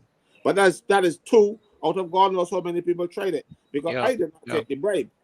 Yeah. Then we had another situation where some person came to me and said, Caswell, I want to see this man's file. I look at it, I said, he doesn't have a file. He said, me ain't got a file, he got immigrant status in his passport. I said, listen to me, look at the passport, good. He got immigrant status in 1971. Impossible. Immigrant status came about in 75. He didn't get before. So I kept to the chief. and then, you know, I always got my act in my bag alongside of me, you know, so I pull up the act and show him. So he took it to the chief, and the chief told the man, but you know, you got to go back to India. And he says, I am not going back to India. I give so-and-so too much money. All right? It's been happening when I was in immigration officer back in the 80s. I mean, I noticed Kumar is there, and you have a man in Barbados who Interpol had look out for. He was drug runner, drug lord, drug convictions. The chief immigration officer recommended to the minister that he should not become a citizen of Barbados. Yeah. Mm-hmm. And it went up. Minister said no as well. Minister changed. New minister come, send for the file, change it. Man is citizen of Barbados, and he's an international criminal. Right? Well, you know, I'll wrap up by saying this as an introduction. I say I'll come back to talk about these and look at some serious issues as the implications of this. But at the end of the day, the critical issue for Barbadians is that we want to be comfortable that as we seek to address the problem and the challenges of an aging population, that includes all of us except Kimar. Kimar is of the other age group. He's you're a Gen Z or millennial. He'll tell us when he comes. We have to be sure that we are not creating other kinds of problems which correct. social and political upheaval. I'll leave this one thing to ponder. And economic. I'll leave this one thing to ponder. I don't see that applying in Barbados, but I think I mentioned it before. St. Kitts and Nevis, a population of about 40,000 people, citizenship by passport, one nationality, Chinese, 60,000. More, and as I said last time, the person who gave me the statistics said it may be even a bit more than 60,000. Imagine a situation where the guys decide, you know what, we want to take over this little island. We're going to set up an all non-petition political party. They can take it over. Yeah. No. But, you know, that is not unrealistic in Fiji. In Fiji, the Indians migrated to Fiji, and then eventually there were so many of them, they won the government. And then Rambuka overthrew the government, and then the Commonwealth people then start putting pressure on Fiji because those people were, but he said no, Fiji for Fijians. But forgive me for it. Let me just say one thing. Make it quick. I want to bring Kimar in. I want to bring what Kimar Maxine in. was saying, where these people can live, they can drink jobby water too. You know, the paper premise one bringing in. Look, every year we have about 3,200 people doing comprehensive exam. That means that we got about 3,000 births, 3,200 births every year. Then you're gonna bring, and so then those people come up, those 3,000 coming up for this year, where they're gonna work when you bring in 8,000. You know, you gotta find jobs for them. And you don't have enough jobs for the people coming up now. You see, the Prime Minister got the jackass before the car, because you've got to find jobs for these people first before you bring them. Then we got the jobs for them. we right now we have a situation where people come into Barbados and take lower wages so that they can come here. I know a case where one man said to a fella, he says, he was paying Gotta be $100. He quick. said, Gotta be quick, Caswell. I if you give want to me bring in 40 Kimar. US and US, if you give me 40 US, you're not gonna give me $100 a day because he wanted money to take to Ghana. All right, so let me hear Kimar Yeah. because well, I know I heard it But already, I so tell you, I I mean, want to share it with you. there's Right? there's so much I could even add to this, but I'm not going to. Maxine, I don't know if we can engage this tomorrow night as well. I would like to look at the educational issue as We well. can we can we can go back to it. I Yeah, think yeah. I think we should, and I think it's a very important subject. When you consider you're talking with 28% of our population being brought into the country, and it's nothing new because in my younger days we used to bring in workers for to do help reap gains and so on and so forth. But I had a couple of questions which I'll hold because I want to give Kimar maximum time tonight because we got these two issues. I'm telling you, the hope, and I don't know if it was a play on words in the ad we prepared for today. What a mess! Is there any hope? you know. Oh, Maxine, that's where those people gonna live in the houses. oh, But Kimar, I don't know if you're hearing us. If you, your mic, if you could unmute your mic. Good evening. Great to have you with us. I want to bring you in early. Yes, good night. Getting some echo there from you. Um, not certain what's happening with the echo. We're trying to get that fixed. And any better now? Let me talk and see. No, I'm still hearing my voice, and I don't need to hear my voice. But Yeah. when Kimar was speaking, I wasn't hearing the echo. Um, So you start talking about dog, so you speak good. Right, well, Kimar, I want to let you go because I think yeah. Dave has the video, and I am going to turn my mic off so you can flow. All right. Welcome, sir. Good evening, and God bless you for being here. Yes, well, thank you very much, Pastor Ferdinand. Good night to you. Good night to Maxine. Good night to Caswell. And good night to all of the members of the loyal opposition. Happy Sunday. Um, just came in. I'm very tired. Actually, when something didn't do very long. That's play football. So, you might bring the stretcher and the ambulance to me in the morning. And when I wake up, you know, but Benji's ball. nevertheless, I am glad to be here. Benji's ball. Yeah. But good night, everyone. As Pastor Ferdinand would have said earlier, we have a very important issue to discuss tonight. That issue, as you know, deals with the sewage. So, if you could remember this sewage thing, I always pay keen attention to this issue of sewage and how the sewage was flowing on the streets of Barbados before. And I said to myself, well, how come we've never had a problem of this magnitude? And it has to be something more going on with this thing. Now, after the general election in 2018, then my suspicions were confirmed.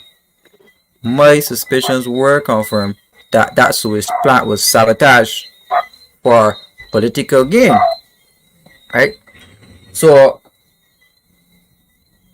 I would like Dave, if he could, if he could play the video, I would like him to play the video that you guys could see, and then I'm going to give you a synopsis of events that led up from 2018 until 2024, right? So I don't know if Dave could get it going for us.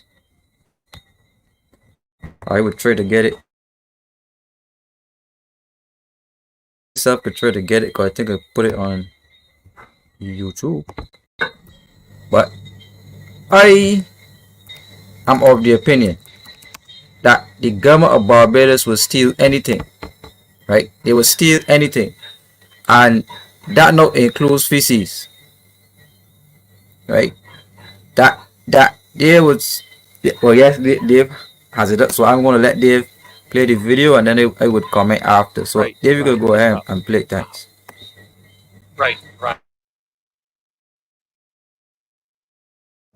Good day, all. I am Kimar Stewart. I am sitting here at Worthing Beach. Now, last 2 Fridays, the Prime Minister of Barbados would have announced that the sewage outfall at Worthing had been disrupted due to the passage of Hurricane Beryl. And since then, this beach here at Worthing was closed in an announcement by Minister of Environment and Blue Economy, Adrian Ford.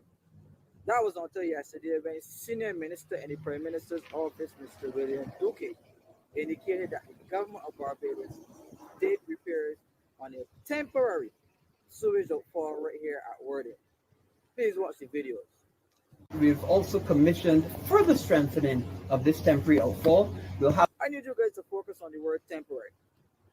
On December 12th of 2019, the Board of the Caribbean Development Bank, CDB, approved a loan of US $29.8 million to finance the construction of a brand new sewage outfall right here at Worthing Beach. And the government of Barbados also financed US $12.5 million or 30 million Barbados dollars, bring a total of US $42.3 million or Barbados 84.6 million to build a brand new permanent outfall right here at Worthing Beach. This can also be referenced on the CDB's website. The government of Barbados should therefore explain why they are spending unknown amounts of money to repair a temporary sewage outfall. Further, the minister says they are still tallying the numbers and cannot give a figure on the cost of the repairs just yet. And when a brand new permanent outfall with hurricane resilience was supposed to be built right here at this location since mid-October or around October 2020. The director of projects at the Caribbean Development Bank, Daniel Best, indicated that during his investigations, an emergency outfall was temporarily constructed in 2018 and firmly indicated that the emergency outfall was only a short-term solution because of its vulnerability to strong waves and storm winds. This can also be referenced on the CDB's website. The rupture of this sewage outfall is a strange phenomenon and must be tested on the principle of truth, transparency, and accountability. As when on tour of the South Coast Sewage Plant in 2018, the Prime Minister of Barbados indicated that they approached the government of Canada for technical assistance, where they would have been seeking assistance to build 2 outfalls, temporary outfalls, one 8-inch main and the other a 12-inch main right at the sewage plant. The person that commissioned the building of the brand new outfall was former Minister of Water Resources Wilfred Abrahams. And in an article written in Barbados Today on the 4th of April 2019, Minister of Energy and Water Resources Wilfred Abrahams revealed to Barbados Today that the cabinet had given its approval for the permanent outfall, and it is to be designed by a Canadian marine and social engineering firm called Beard and Associates. And he said that once all goes well, and according to plan, that the new permanent outfall costing around 84.6 million Barbados dollars would have been constructed by October of 2020. This is now 2024, so the question needs to be asked: how come Minister Duque was speaking about repairs to a temporary outfall? We've also commissioned further strengthening of this temporary outfall. We'll have blocks called mantas. If it did go ahead with the permanent outfall since 2020, why are we updating with the permanent outfall? And why are we still using a temporary outfall, which was to be decommissioned a long time ago? We need truth and we need transparency. Thank you very much. I am Kimar Stewart. Yes. So I'm seeing you guys now. Happy to be seeing you. Yeah, happy to be Right. seeing you too. So I just had to switch devices now, and I'm much better off. So we're gonna work with Sound, this new one. But I like this one much better now. sounds like the echo is gone, but we have the beautiful background music of those crickets. Yes, yes, yes. Well, let me just say, crickets are a national treasure for those persons who would have left Barbados so long ago, and the cricket gives them a reminiscent feeling of what it was like growing up back here. But thank you, dear, for showing me or showing the video. Um, I am glad that you put that on there because I wanted to talk about this sewage outfall. Right, this point about this sewage outfall was first raised by the Prime Minister of Barbados in her press conference. Right, and this press conference was after Hurricane Beryl, but I also think that it was in response to some comments that were made by the leader of opposition. So they went ahead, called this press conference. They spoke about this sewage outfall being disrupted. So I said to myself, that's very interesting that the sewage outfall could be disrupted. Well, I thought that the new permanent outfall was supposed to be buried under the sea, right? Because if for those persons who don't know what an outfall is, an outfall is basically a sewage network, a piping network, which takes the sewage outflow from land out into the sea. So, as you would know, the government of Barbados, when it got in 2018, built a emergency outfall to take the sewage out to Warden Sea and pump it off. Now, let me just say that the Coastal Zone Management Unit had responsibility for giving permission on this outfall. So when the last administration was in, they were getting trouble getting approval to build a temporary outfall. You know, trouble. And as soon as the government changed, Coastal Zone had no problems anymore about issuing permission for the outfall. So for the benefit of doubt, yes, you are pumping sewage out to wording to the to you think killing the reef. And if you listen to the persons, I can't remember the specific name they call them, there's a specific professor that spoke about the fact that when you do something like that, that you actually destroy the coral, you actually destroy the reef. And then strong waves and currents are natural occurrence in any country who would do something like that. But nevertheless, this emergency outfall was built. The Prime Minister of Barbados would have toured the plant in 2018, and she revealed that the her foreign minister would have approached the Canadian government to get technical assistance on how to build this temporary outfall. Right. So the first outfall they had was over at Needham's Point. Right. So they were intended to decommission that, but we have to go and see if it's still running. But they attempted to decommission that and move this temporary outfall from Needham's Point to Wording Graham Hall at the sewage plant.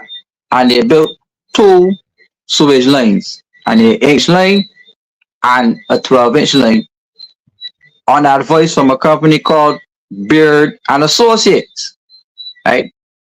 Now, what is interesting now is that the government, along with the Caribbean Development Bank, along with John Mwanza, who's the senior technical man at Water Authority, Wilfred Abrams, who was the Minister of Water Resources at the time, and even the Prime Minister, they all agreed, and it's printed all over the news, that the temporary outfall was just that, temporary. It was not a long-term solution to fixing the South Coast sewage plant, you know. So they all said that in 2018, and by 2019, December 12th specifically, the Director of Projects, Daniel Best at the Caribbean Development Bank, And I found it strange that the CDB will put out a statement today speaking about a change in leadership at their bank. But the director of projects, Daniel Best, said that the CDB provided a loan which totaled around US $29 million, along with another US $12.5 million that the government of Barbados now put up, which totaled $84.6 million that was in the pool for the government of Barbados to build a permanent sewage outfall.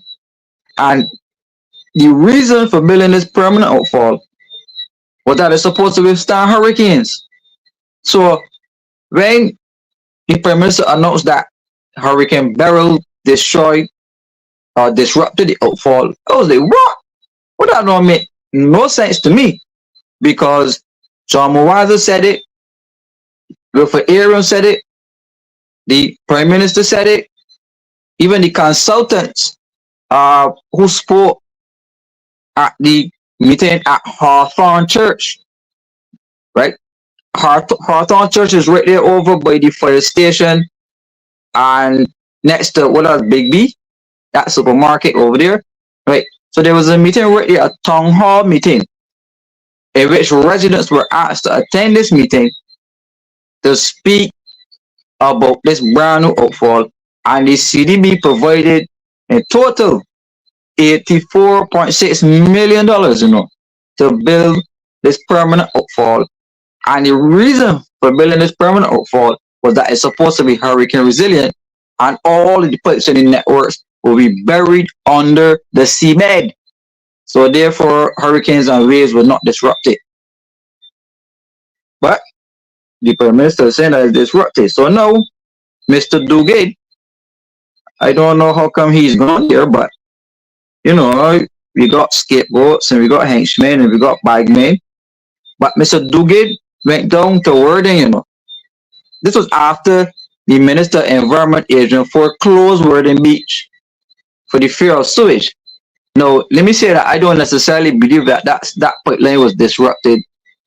I really don't believe that it was disrupted, or maybe it was disrupted, but intentionally, because the idea here is to get more money for another thing, because this temporary outfall here that William Duguid is saying, they have not tallied the numbers, but they have contractors at work on behalf of the government of Barbados drawing taxpayers' money.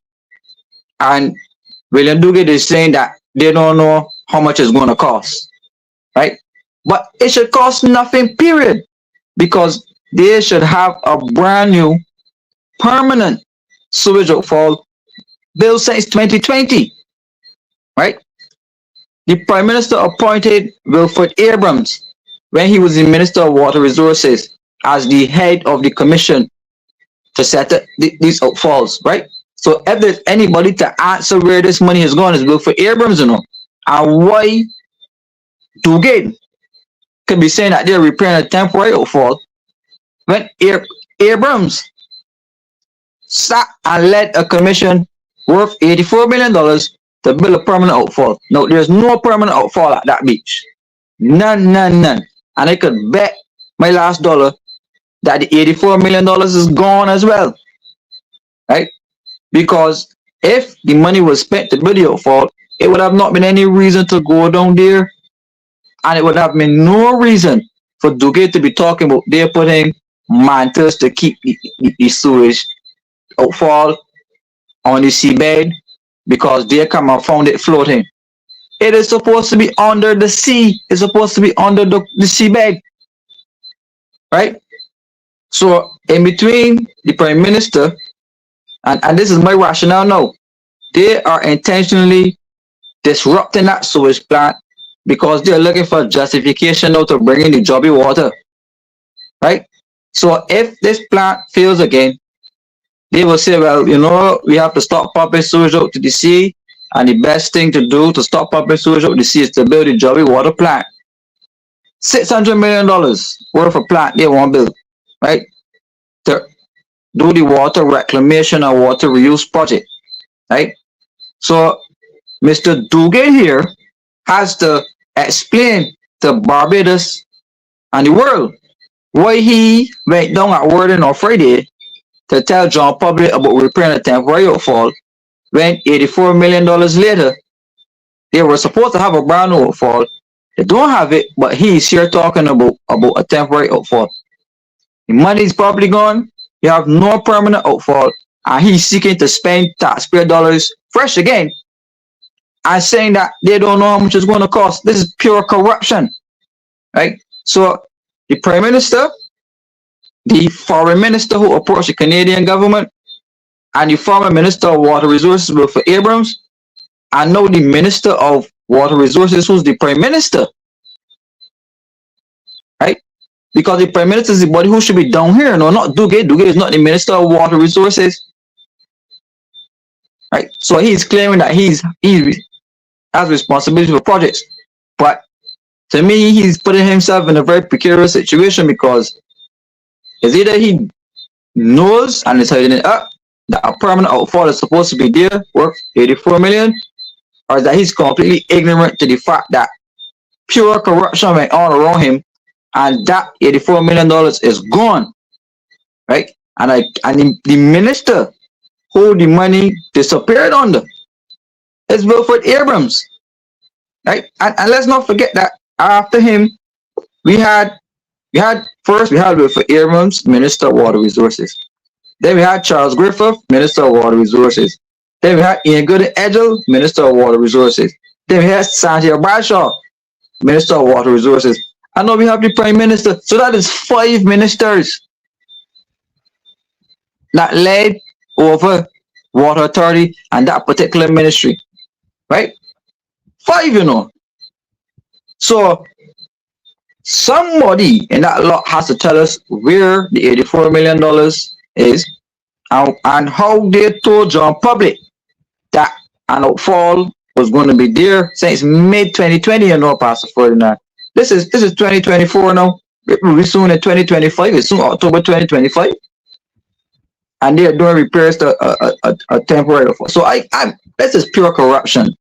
Right? Somebody would have to come and say, well, let's go and take a dive on the sea, and this is the outfall here, and the $84 million was well spent. But I will refuse to believe that as well, because Duguay, who had no right going on there, he's not the minister, he has no responsibility for it. He has gone on there talking about a temporary outfall that they're doing repairs to, and it seems like he's giving away blank checks. Right, blank checks to do repairs on this thing. So this, I call it a scenario for kickbacks. Right, I call this a scenario for kickbacks, and somebody ought to face the music. As well, I'm not saying somebody ought to face the music because somebody knows how that $84 million went. And I will end on this. I am calling for an audit and an investigation, and I would like the opposition leader of Barbados, the same way he's investigating Hope, we need an investigation on this South Coast sewage plant and this South Coast sewage project, because they were sabotaging that plant before they got in, right? They were sabotaging it, and I don't think that they will stop because they see it as a means and a way to siphon off money.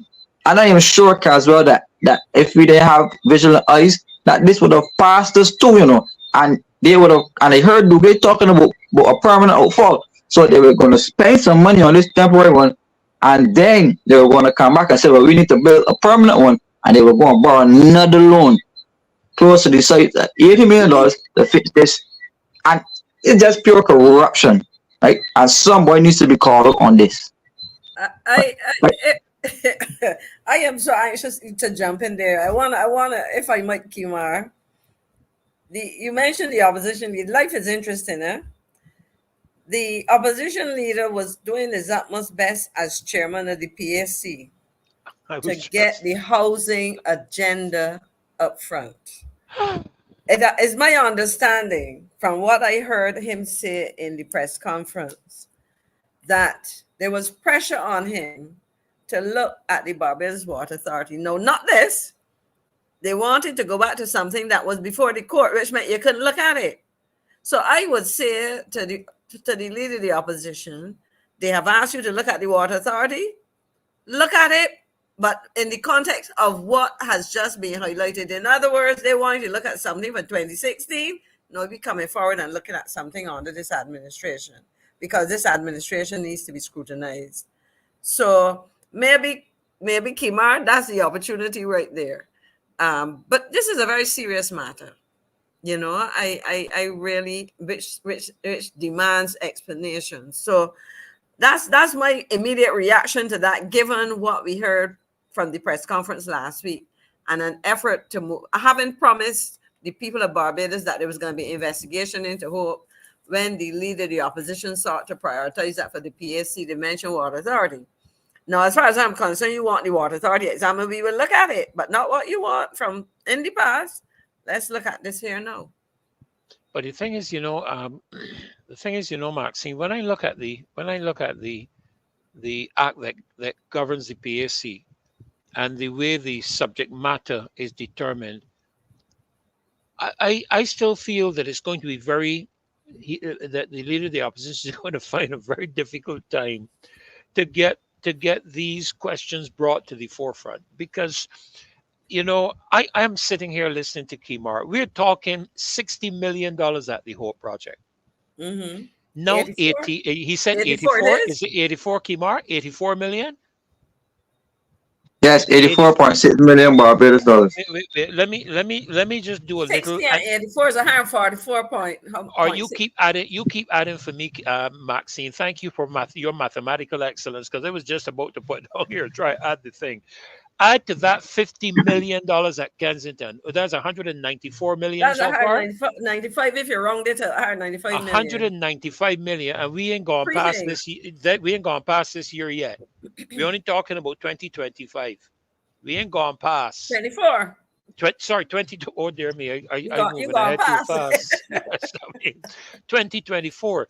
What is puzzling to me, Kimar, is if the Caribbean Development Bank has allocated funding for the complete construction of a permanent fixture. If I understand what you've just said correctly, and correct me if I'm incorrect, but if I understand for what you've just said correctly, the Caribbean Development Bank has provided the funding for a permanent fix to this issue.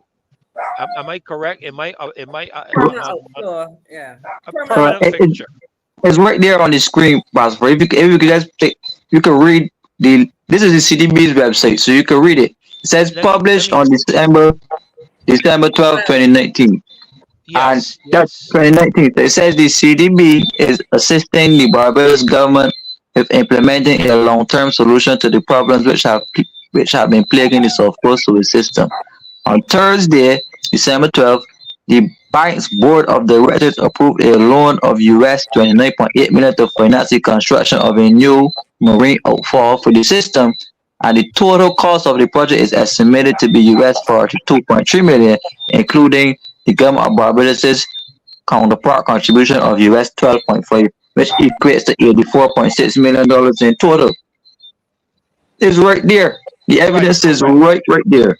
You can't hide that. You cannot hide that. It is right there for everybody to see. So why are we discussing anything to do with the temporary fix of the matter? That is, you see, that is the challenge I am having, and that is why there is a resistance to the full authority of the Public Accounts Committee. And just let me say one thing quick, Maxine, before you come in, because I saw somebody make a note of it, and I wrote it down. They made the point that the Auditor General has no teeth. Does the Auditor General have the power to prosecute? No, he can recommend prosecution. He can recommend prosecute. Who does he recommend it to, Caswell? DPP. Go ahead, Maxine. Maxine, before you answer, you go ahead, Caswell. You were Minister of Government. You would have been involved in a government that gave contracts. Have you ever had a contract where you didn't know what the price would be? No. Well, that sounds like madness to me. Because if I'm hearing Kimar, if I'm hearing Kimar correctly, Dougal said that they don't know how much it can cost. No, he's got to right? go first. I mean, that's mad. Even for somebody building a house, when I worked with BMW, you wanted to find out what it cost because they were customized cars, so you would have to give a quotation. I can't believe that this is the government of Barbados that we're speaking about. If you can build a sheet pen, you can go and find out how much it can cost first. You don't just go and start building something. But Caswell, I look into build a a shelf to carry boxes in a container, and I am trying to find the cost before I move forward on anything. And this is a major project he's talking about, and they don't know a cost, but the Caribbean Development Bank can allocate, inclusive of government's counterpart, No, 42.3 million. No, I'm talking about the cost that for the temporary repairs for this temporary. I They know. don't know how much. You don't do that. This is their money that they're spending. You got it. Look, This is madness. I asked Maxine because Maxine was in cabinet and she knows how to do contracts. I only hear about this because I used to be a public officer. So she would have better information than me. So let Maxine talk about that. Because I really don't know how you do a contract and don't know how much your contract can cost or estimate it to cost. Even if you got cost overruns, but you just got a figure. No, but to have a cost overrun, you have to have an original figure to overrun that figure. No, but after I saw Kimar's article, I started doing some inquiries because I'm trying to understand how a project financed in 2019 with I think the date of delivery of the finished outfall should have been like June or so of the first quarter to the first half of the year 2020. Now this is 4 years post the indicated delivery date of that permanent outfall. And I was asking somebody whether or not there was any such thing happening. And what we now to have to ask, did they construct anything at all? And if they did, was it a disaster? Kimar. But this is the thing now. So so they need to tell us what happened. But if they did anything at all, we know that they're a PR specialist. They would be out front. You would probably even see the Prime Minister with a snorkel mask and a swimsuit, and she's jumping off and going on to the bottom of the sea to show the whole world that we have a permanent outfall. So they did nothing. So I don't believe anything at all down there. And how could you tell the contractor who has to go down there? If he comes out and says, well, he did $100 million in work, who's going to go down here and question him and question the level of work that he did? Right? There must be ways of verifying work done for that kind of money.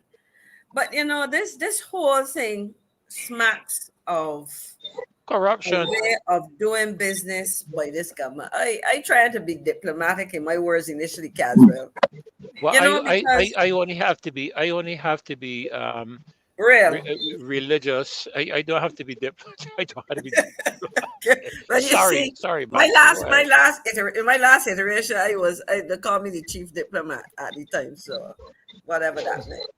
But no, because this is serious, and I'm gonna add something because Kimar, you only sent me asking questions and revisiting things.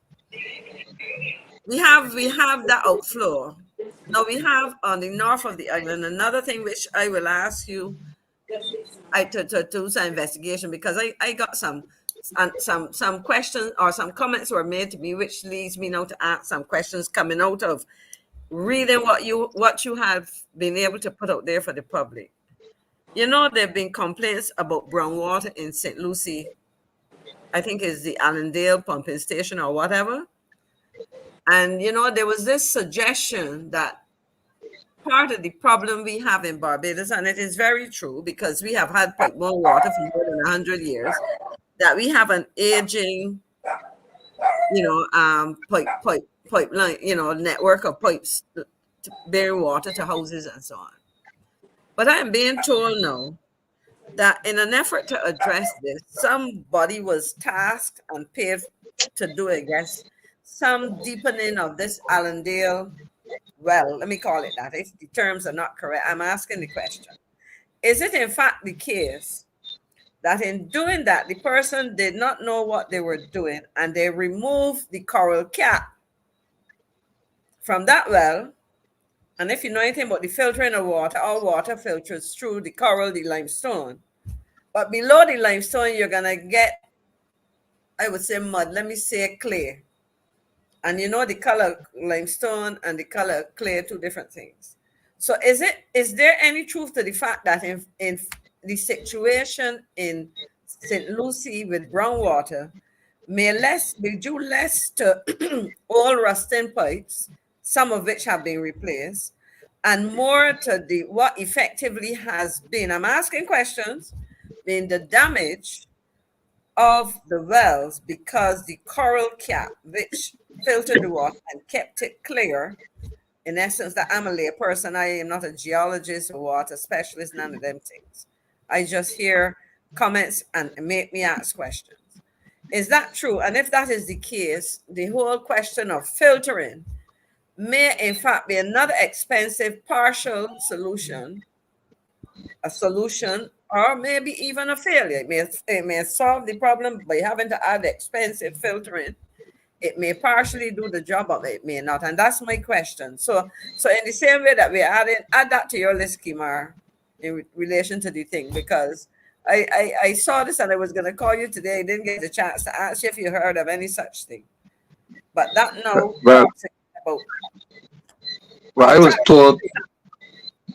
was told by some residents who live in the St. Peter, St. Lucie area that from the time they constructed that large development, that port development, that something happened where they were filling in a gap or hole with underwater cement because the development would have actually burst or disrupted one of the aquifers, which allows the infiltration of mud and other elements on the water. So they try to get it blocked with underwater cement, but it's not functioning. So that's a very good question. I think some truths need to be told about why the water is really actually that color, because it just can't be rainfall and a malfunctioning plant. The overdevelopment destroys the underwater network, and specifically for Barbados, a country that most of our water is underground, right? In our cave system, it's very easy to disrupt the flow of water. And Caswell spoke about that a time where he said that somebody put some blue dye or something in a higher region, then it ended up somewhere else across Barbados. The cave system. But you've just touched on another thing, because what the person was saying is they were trying to deepen now if the water levels get too low. Now if there's if the demand increases exponentially or very high, a very rapid increase above what was the norm, that's going to put pressure on a particular well, let me use that word. And so that, because you hear about the water being salty and because you don't want seawater intrusion. So you got to manage that whole thing. But now if you say, well, let us sink it deeper, see if we can accumulate more water in greater depth, but you damage, as the person say, I use the term, the person said, coral cap, you have created a problem. What you just described, if that is in fact the case, all it says to me, because I know nothing about wells and whatever, I know about drinking good Bajan water for all my life. What really and truly, Kimar, I must say, is that you have introduced something which prompted me to try to get some explanations. And I was told in trying to get the explanation, but y'all need to look at this too. So I now need to go and see if we can, not go and see, we are saying to the officials, you mentioned Dr. Mwanza. I presume Dr. Mwanza is still a consultant there. He may be one of the people who can help us. He was there a long time. Persons who were there and retired can probably help us understand what the situation is, but this is a serious problem, because in all of this now we are talking about capacity, in this case capacity to manage our sewage, capacity to generate drinking water, and on top of that we are talking about expanding population. Before we do that, we need to make sure that we have all our ducks lined up in a row to make sure that when people come, we can maintain the quality of services, whether it is water, electricity, housing, education, you name it, and so rather than give us these one-off bites. But you raised an important thing. The other thing is there were five ministers you mentioned. Kimar, you were going. There were Yes. so many I couldn't even get them written down. Yeah, I can give you them again. yeah. Wilfred Abrams, Charles Griffith, Ian Gooden Edgell, Satya Bradshaw, and now the Prime Minister. You remember she first Satya in the last cabinet reshuffle and took it over for herself. And that's why Duguid is in. He's some senior minister. So that's the Responsible Prime for Minister. infrastructure and project. Project or something. So In that's his video, he said I'm the chairman. No, I'm the head of this thing. No, so he wasn't there all of the time. He got on now. So my question is, if he's coming on now, obviously is a new position. He would have to be briefed or something before he went down there. So I'm thinking that Dugate could also have been set up, given false information to go down there and speak about temporary for not necessarily knowing exactly what happened. Right? yeah. So But if he's a cabinet member, don't they report to these things? He should have cabinet papers he could go and look at before he talk. Anyway. but that does me just trying to be nice to him.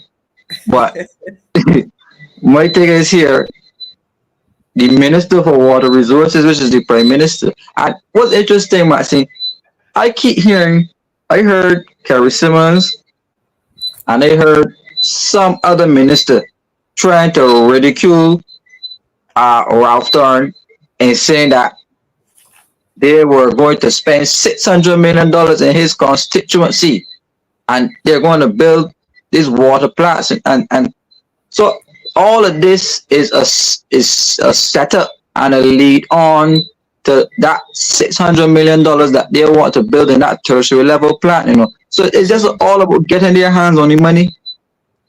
Let me tell you something. You see, Dugate was responsible for the Chinese houses. Dugate now responsible now for the collapse work here over this oak floor. Like and the thing is, Dugate, his expert, if that plant had 4 teeth, I would understand Dugate getting inside it because that's his expertise. He's a dentist. But so he's out of his depth, I don't believe because he's a minister, he gotta know everything. Dugate good with teeth. And if you wanted your teeth fixed and stuff, you could have get Dugate to do it. He would start you good. But Dugate know what we're talking about. So that they will put him in there and mislead him. And that's what's been happening. Because, Mayor didn't want him as any minister. It is only when he get petulant and he say he can take it back and get on home that she try and make him a minister and say a senior minister responsible for projects. We never had one of them before because each minister is responsible for projects in his ministry. So you don't need a minister of an archer minister to be responsible for something that's responsible for because that's where you have portfolios.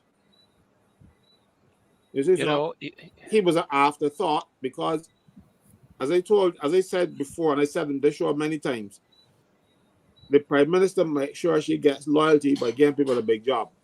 So you don't want to get you vexed and you get taken up on the back bench. Because right now, everybody but Sonia Brown gets a little piece more up on top of their back. Even the because we got more than one chairman of the committee now, yeah, we got more than one.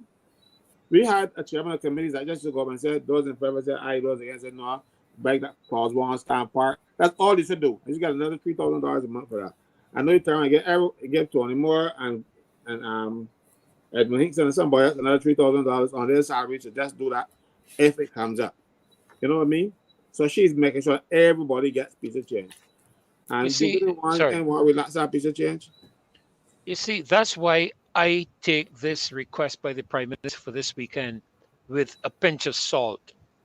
Let me remind you all of a verse, because you would expect to hear something along this line from me as a religious individual, a religious leader. If my people, which are called by my name, shall humble themselves and seek my face. The next line is what I want you to hear. And turn from their wicked ways. You see, the problem is that we want to pray to God in heaven, but we don't want to turn. And that's why I have disregarded the Prime Minister's request for this weekend personally. I mean, every man has to do what is based on his conscience and so forth. I accept that. I have no problem with that. But when I see there is no turning, and in the context of our expressions, that is something called repentance. Repentance is a 180-degree turn from the direction you are heading. And when I see somebody who is determined on the basis of what we continuously expose here on this show to follow a wicked agenda, because I can't call this anything other than wickedness. When you are talking, and we haven't even started to get into money yet, Maxine, you calculated $195 million in just 3 aspects of projects. Hope at 60 million, this at 84, Kensington at 50 million. People suffering in this country, folk can't get jobs. These are serious, serious matters. I have to hold myself. I must be very honest. I appreciate and thank you, Maxine, for your encouragement to remain diplomatic, and I am fighting to do so. I sincerely mean this, because I get angry. I get angry when I see these kinds of things from a government that talked about transparency and accountability. That is why I have no interest in taking on any religious request from them. I stand by that. When you stop doing the wickedness, when you take responsibility, not just for what we have referred to. We can go back through this show, Maxine, Caswell, Kimar, for the number of things that we have identified. This is not the first time this sewage project has come up, or the Jobby Water has come up, or matters to do with housing and construction have come up. If you don't rectify your wickedness and your wicked actions on a national level, you only want to come and talk nice stuff and foolishness and photo optics and that kind of stuff. I am sorry. That's where I draw the line. I don't want to hear anything from any of them, and I am extremely disappointed with some of them who are inside there, who are supposed to be highly ranking religious individuals, from ministers all the way back down to attenders. And I must be very serious about that. I am looking here, Pastor Ferdinand, at a comment that Senator Walters added.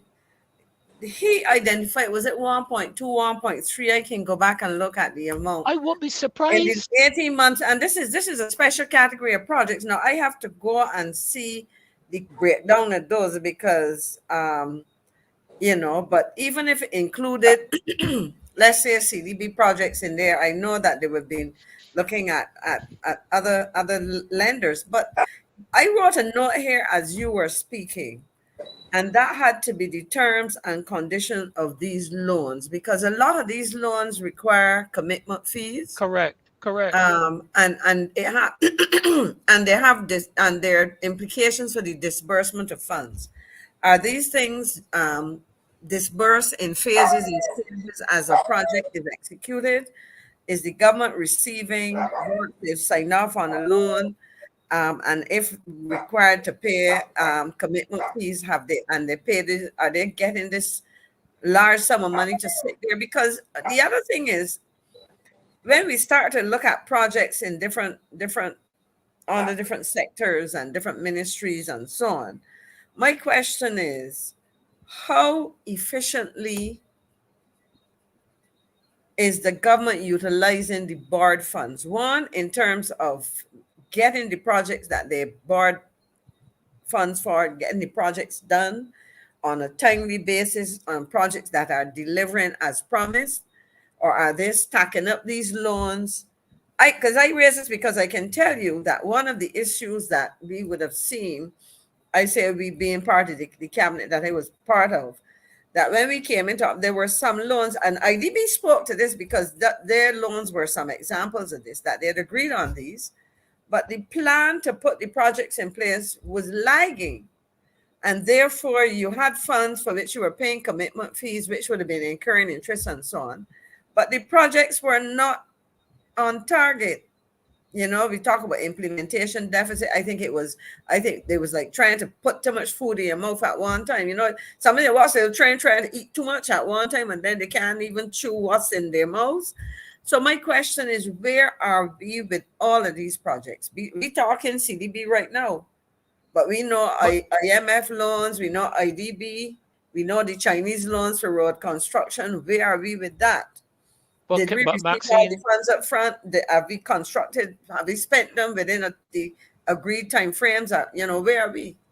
Maxine, yes, sir. When they came to office, I think it was in 2018, did they not receive a loan from the Inter-American Development Bank for some $200 and something million for road infrastructure rehabilitation?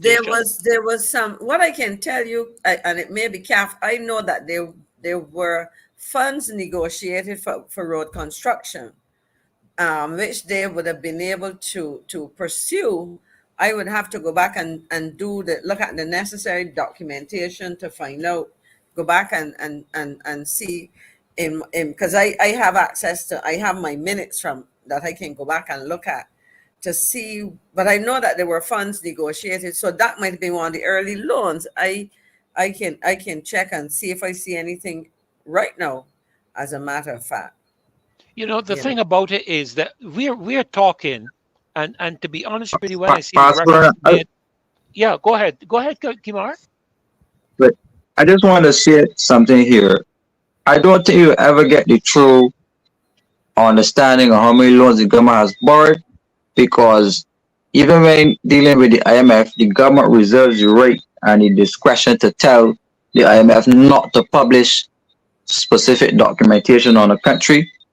And I know in Chinese lending, there's a lot of non-disclosure agreements, and the government reserves the right to tell an institution that they have borrowed from or entering arrangements from to not put that information out there. So it's only until you actually get into government, you will recognize the true state of the economy. So one reference could be when the government changed from ONAFA to the David Thompson government. The government changed the accounting system, right, from cash accounting to accrual accounting. Right? So off budget financing is a very big part of this government, right? And examples of that are the sewage tax, which are collected off budget and not through the consolidated fund. So you will never see how much it ever makes, because Water Authority does not produce financial statements or up-to-date financial statements, right? The other tax, the road tax, not the road tax, the fuel tax. These type of new taxes are called off-budget financing. So if you do off-budget financing, you do off-budget loans too, right? And only the Minister of Finance will have the discretion to see. But Pastor Fernando, you made a point about the prayers, and I want to make a quick response to that and pass back the baton to you. I'm always glad that people will pray on the Sabbath, on the Saturday, but I remember during COVID, right, that the Prime Minister purport herself to be an avid supporter of Pope Francis, right? And she had a book with Pope Francis next to her face, and she was speaking so high of Pope Francis, and she was talking about making Sunday the National Day of Rest. Like, she didn't stop there. They went as far as to going into schools and say we want to take out prayers and turn them into mindfulness sessions. Right? Remember, they want to take God with the anthem, and they want to take God. So why now you want to pray to the God that you want to take out of schools and pray to the same God that you want to stop the children at school from praying to and calling it mindfulness sessions? So it's a direct contradiction. There are direct walking contradictions.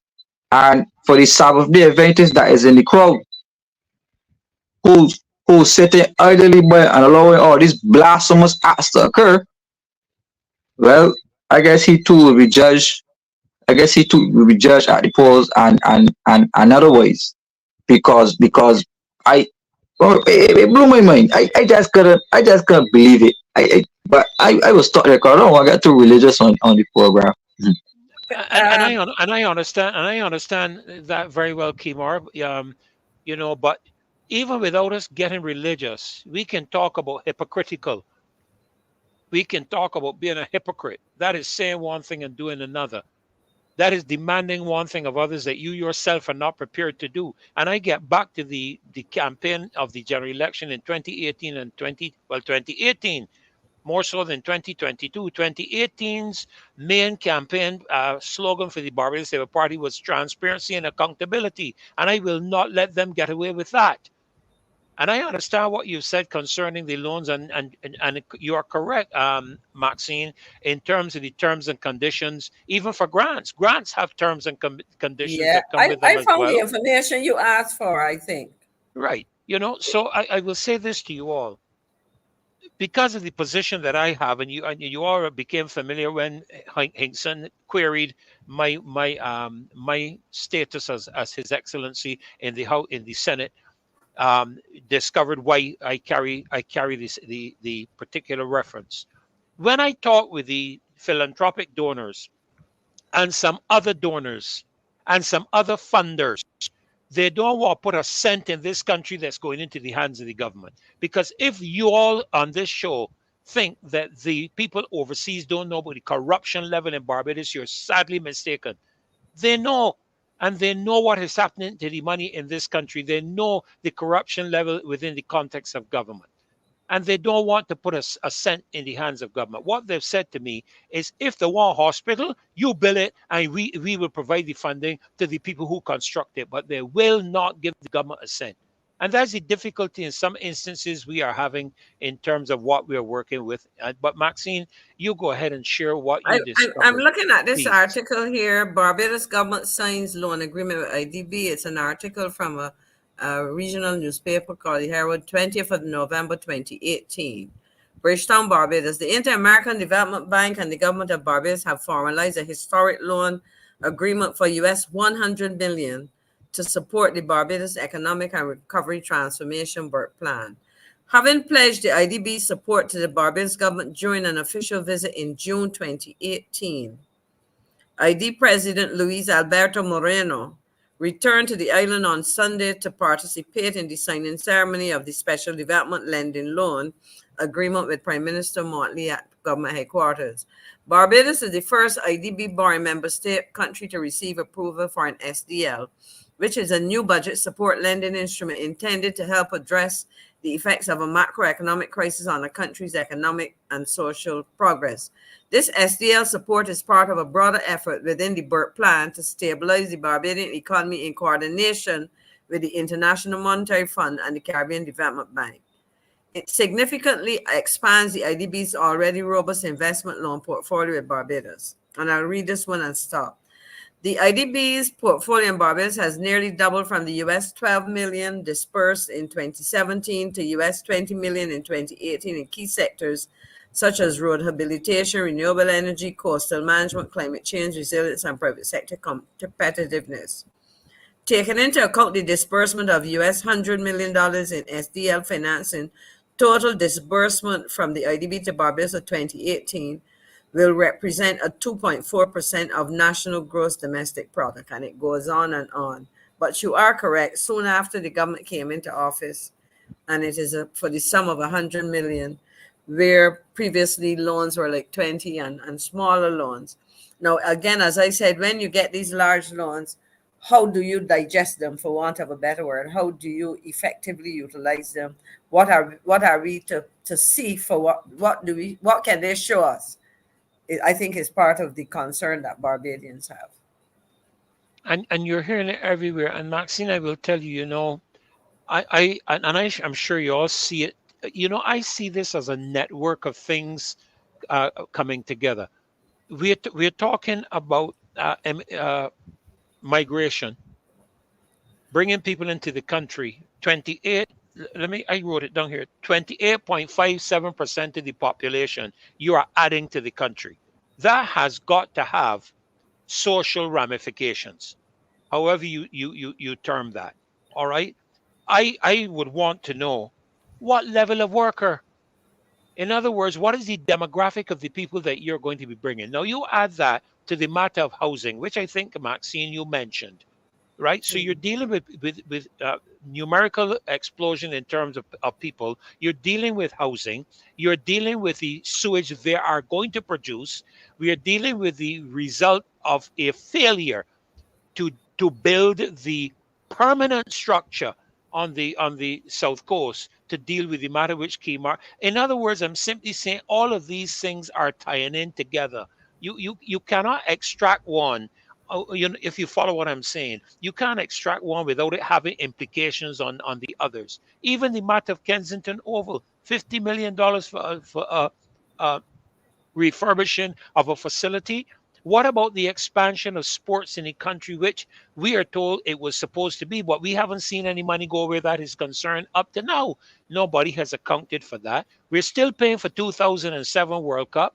And I understand from an article written, I can't remember if it was the Nation or the Barbados today by Mr. Anthony Wood, that Mr. Noel Lynch got his figures topsy-turvy. He can't be real. You know, listen, let me tell you all something here. If I didn't believe in a God in heaven above for my country, I would go and live in Timbuktu. You can understand why there are people who want to leave this place, because when you look at the level of corruption in this country, and I make no two points about, I challenge anybody, and I am going to make this statement, and I don't know how to do it, Maxine. You had to talk with me and educate me. Do it as you know how. If I ever come to a position where I have the capability or the influence or the involvement of pursuing ministers of government to lock them up, I am going to do it with all the passion in my heart, because somebody has to pay. Somebody has to be held account. And if it means that they have to go to jail, let them go to jail. I see this happen in El Salvador, where they got several leaders, I think about 3 of them, that went to jail in El Salvador.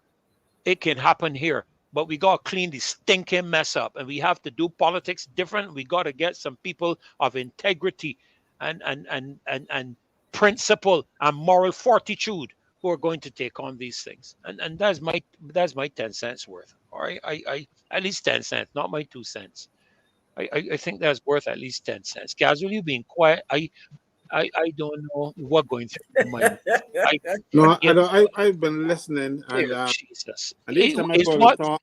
Sorry, Kemar telling lies, right? Somebody tell me that Kemar telling lies. Please, somebody tell me. Lying about what? It would have what he is telling us about the 84.1 million. Kemar didn't pull that out of his head. The statistics are there. Go to CDB I got it up. Website. You can go to IDB website. You can go to IMF website. The beautiful thing about these is that they report on the members and whatever business they do with members. That is why they want to enforce the cybercrime bill. But somebody got to be. See? Kemar cannot be telling the truth. And what they're saying is truth too, because they are poles apart. But that is the situation in Barbados right now. Our people are happy to give me the vote and watch me. And they're not watching with a keen eye. 1 or 2 people like Kemar might be watching. And they know it. They know Barbadians don't extend themselves to these things, so they can do anything. That's why they can, and then they'll come up with these little slogans and these little. Every so often, when she has a problem, she comes up there and makes a statement, have a press conference, and talks. Because don't be really press conference, because when you ask me questions, I answer them. She come up there and make a long-winded stuff, and then 1 or 2 reporters are planted in the crowd to ask particular questions, the questions that they want asked. That's what happens. Even with the Power Speaks, 1 person went to the Power Speak and told me that they wanted to know when she got there, what was the question you were asked. Because you got to tell them the question first. And if you give them the question, I don't know what answer that question, you never get a call, you know. So it is a whole set of nonsense, all kind of PR and sleight of hands and hoodwinking people. All this government is about is dark secrets, dark things. The work they're moving in the dark. If the light come up anytime at all, these people will run. They do everything wrong, and they know it. But they know one, and this is the problem. What they are what do they call it now? Redoing their constitution. That should have been done before the republic was established, but they're doing it now. And what that constitution must do is to take away some of these executive powers from the prime minister. Like, for instance, even though the prime minister does not have the right in law to decide who will be heads of departments, she decides them. All right? Because the Constitution speaks to independent service commissions. All right? But there was an amendment in 1975 that gave the prime minister the right to be consulted by the commission when you're appointing heads of departments, deputy heads of departments, permanent secretaries, deputy permanent secretaries. But what we have done in Barbados is to decide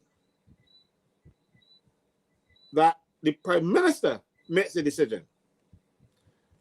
And so, but you must remember also now, a school is the head of, a school is the department of government one way and a statutory board the next. For the teaching staff, it's a government department.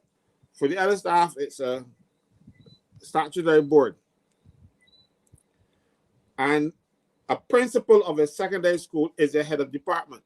That is how come the prime minister was able to come and appoint all those people in September, the day before school started. And people who were doing the job 3 and 4 years get kicked back. You see? So when you have that kind of power, that power includes the commissioner of police. It includes the chief of staff of the defense force.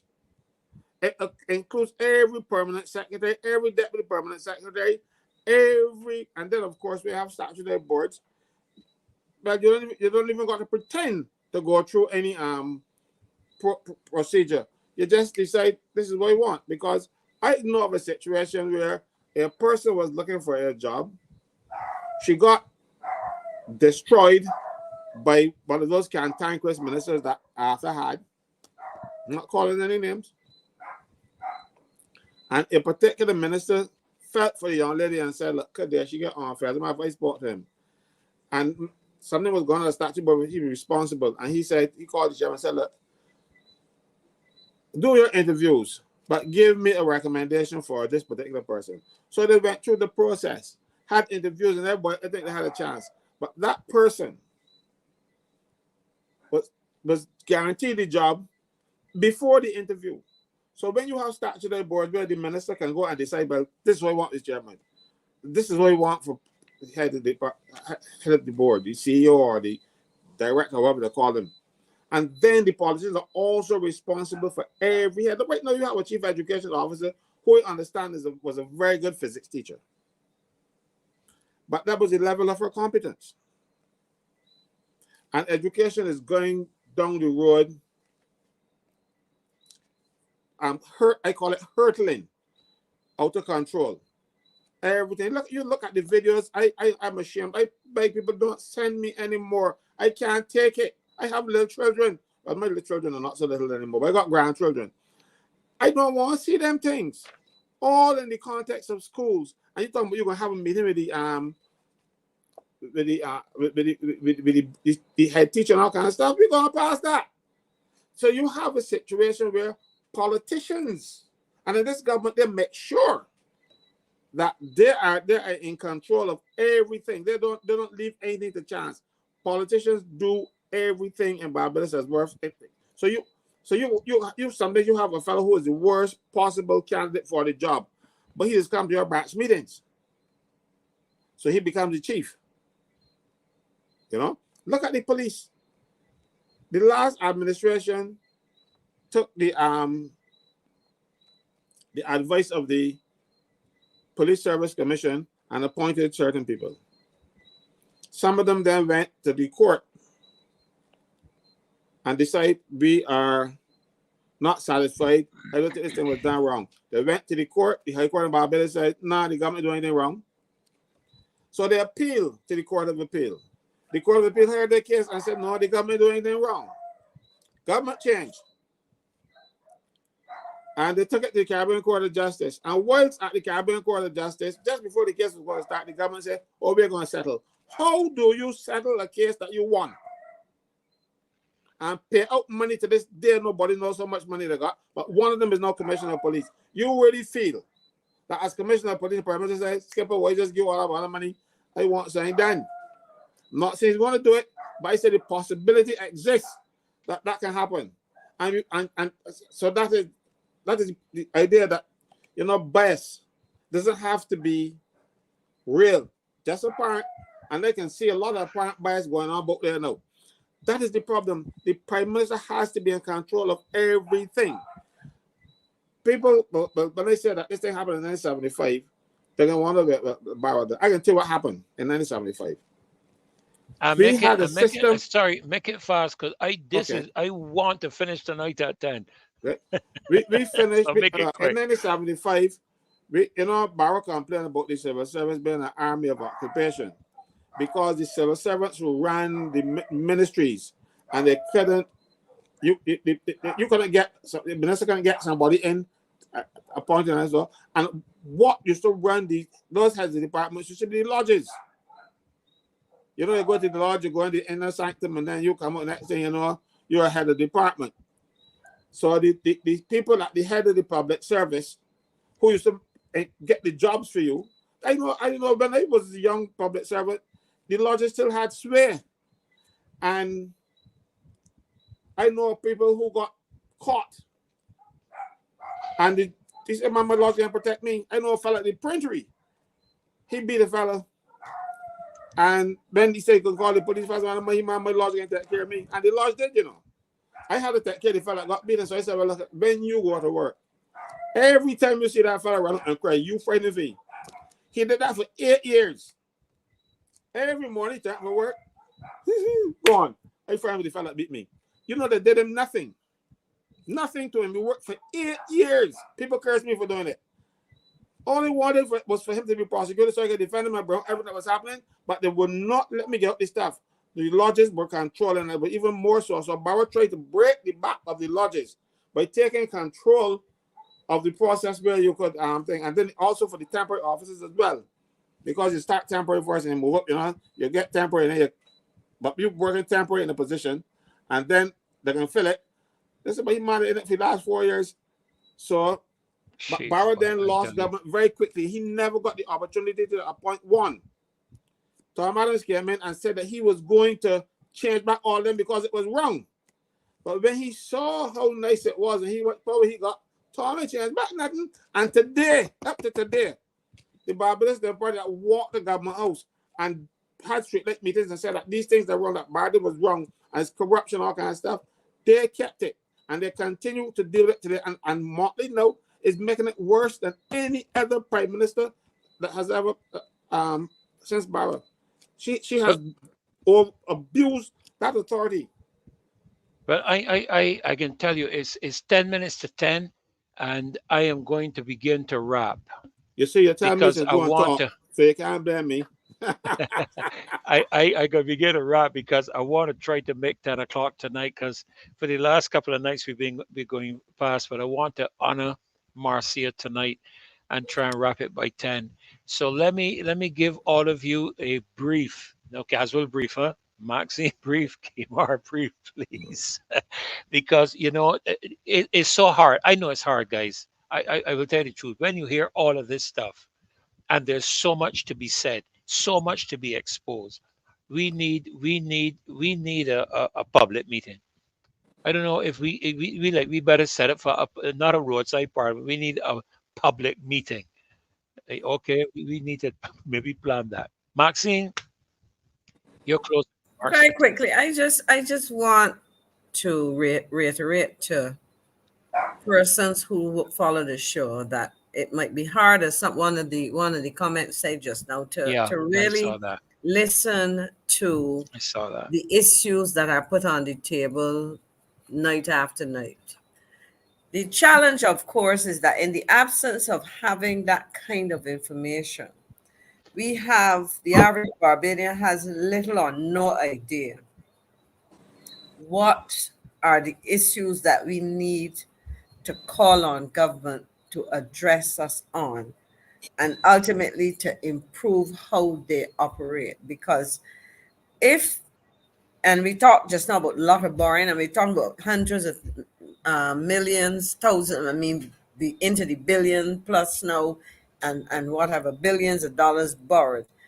If nobody questions that, and these monies are not spent judiciously on the things that they were intended to be spent on, or on areas that will benefit the population, we're going to end up with two problems. One, a horrendous debt bill, and problems that go on solve and that replicate themselves and get compounded and make it worse for Barbadians.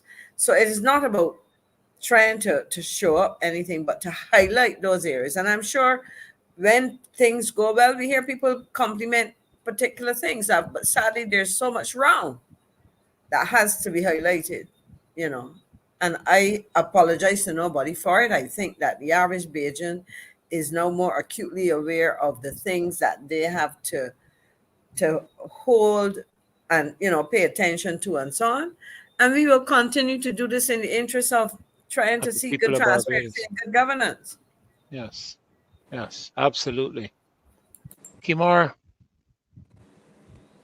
your closing remarks, my friend. Yes, sir. I don't know if you can get closing remarks done in 2 minutes with all this crap that I have heard you share.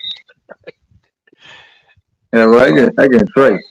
But a strange phenomenon, a strange phenomenon.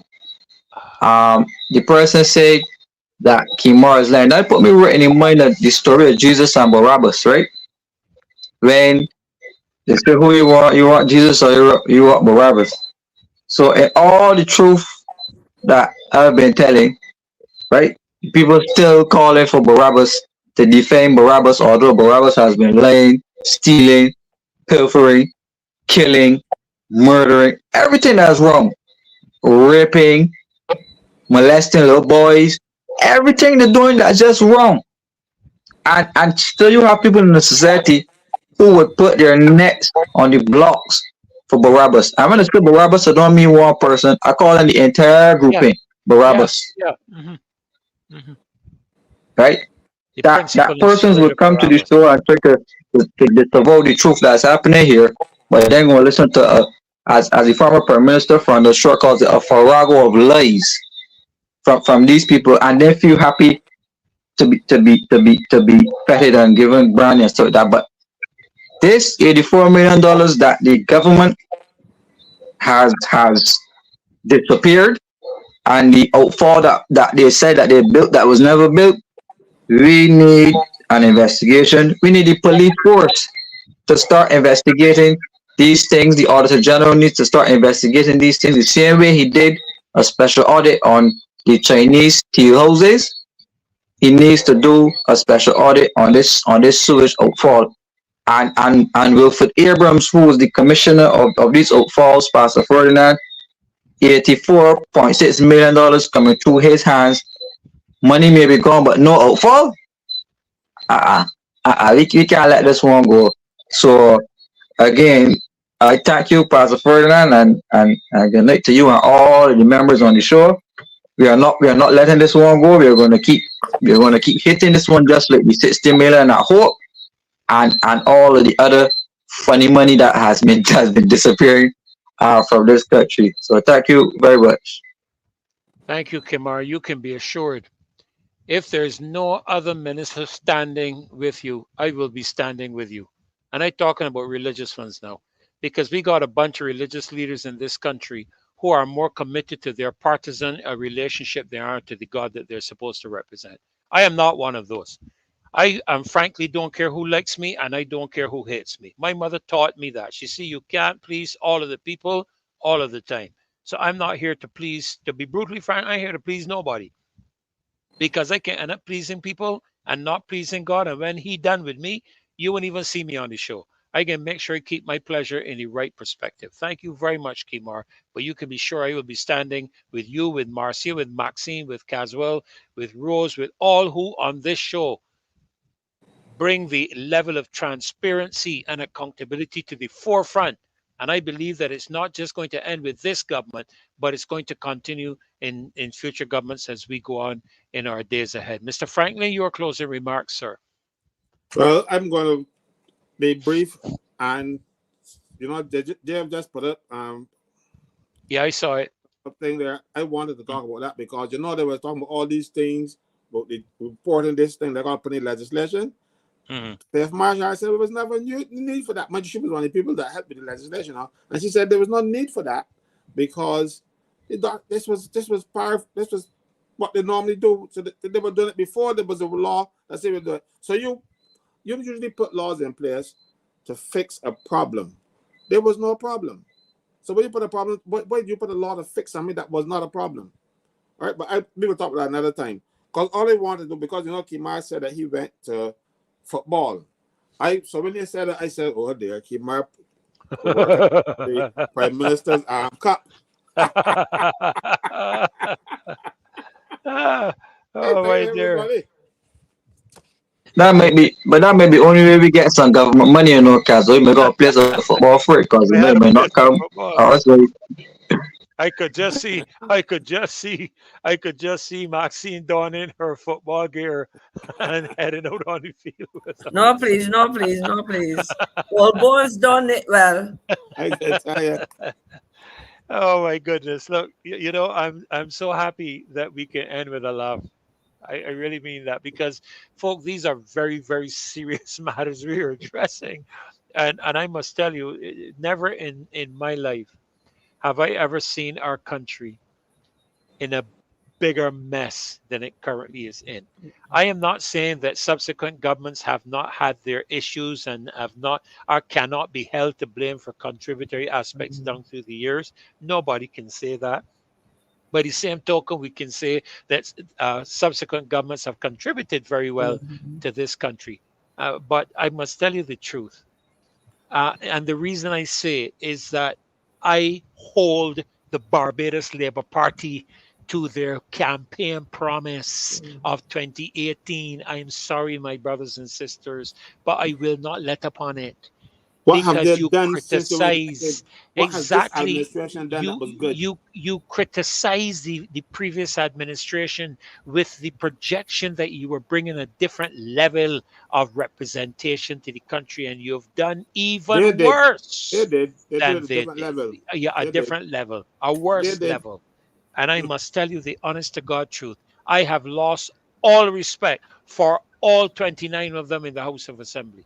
I know several of them, and I honestly don't even want to carry on a conversation with them until Kimar, they're ready to bend their knee at my altar and repent.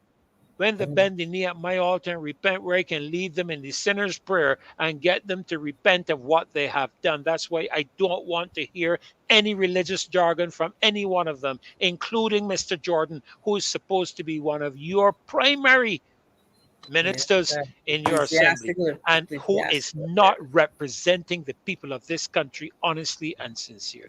And I have some of them in there too. I can call the name of Sandra Husbands, and I mean it with every bone. I've known Sandra for years, for years. And in the context of all we have shared, I have no further respect for a single one of them. It done. I ain't had no water to wash my hands like Pilate. This you reference Jesus and Barabbas. I don't have any water to wash my hands. Ladies and gentlemen, let's end the show on a lighter note because Dave going to play them songs for us. And I think that is probably the only thing that can lighten the note of what we have received tonight. If there is a call I can make tonight that I think I have both the spiritual and moral authority to call, is for us to pray for this country. I believe I have that right. I believe I have the Before right. you go up, Pastor Ferdinand, Yeah, go ahead, Kimar. I just wanted to I just wanted to issue a reminder of the fundraising event we're having on Saturday, July the 27th at George Street Auditorium for Oswald Newton, who has been a very loyal patron supporter of all of the marches and the program and the show in general. So Mhm. we're encouraging persons to come out on Saturday from 2 o'clock in the afternoon. We have music and fun and camaraderie and everything going on. The Savoy Mind that is a party, a DLP thing. It's for Oswald. It is to help him to, recover Yeah. and get back on his feet. So I would like persons to come out and give Oswald some support because he's in need. And I always say, you never know when it's your time to be in need. So support a great cause and to help him get back on his feet. So I just wanted to issue that reminder. Thank you. Thank you so very much, Caswell. And Dave, I'm going to ask you to send me a copy of that flyer, please, as soon as you're able to do that. If you can put a copy of it, I don't know if one is already on our chat, but if you could put a copy of it on our chat as well, that I can put it onto my Facebook page and share it with others. Indeed. Thank you so much, Kimar. Thank all of you tonight. It's been an intense night again in terms of the information we received. And I am going to ask us all to be in prayer for this country. And let me just close in terms of prayer by saying this. Maxine, you would know, and I think Caswell would also know. So let me include him in before he cut off my head, because I speak for you. Kimar would know too. The psalmist David didn't always pray nice prayers. He asked the Lord to kill the enemies and remove them. Sometimes we forget that there's nothing wrong in that, because he knew who he was talking to and he knew who he was talking about, and he had every right to do so. I mean, at the end of the day, is he sovereign God Almighty's reserve to make a decision. But I will tell you, if there's one of my prayers, is to remove this government from office.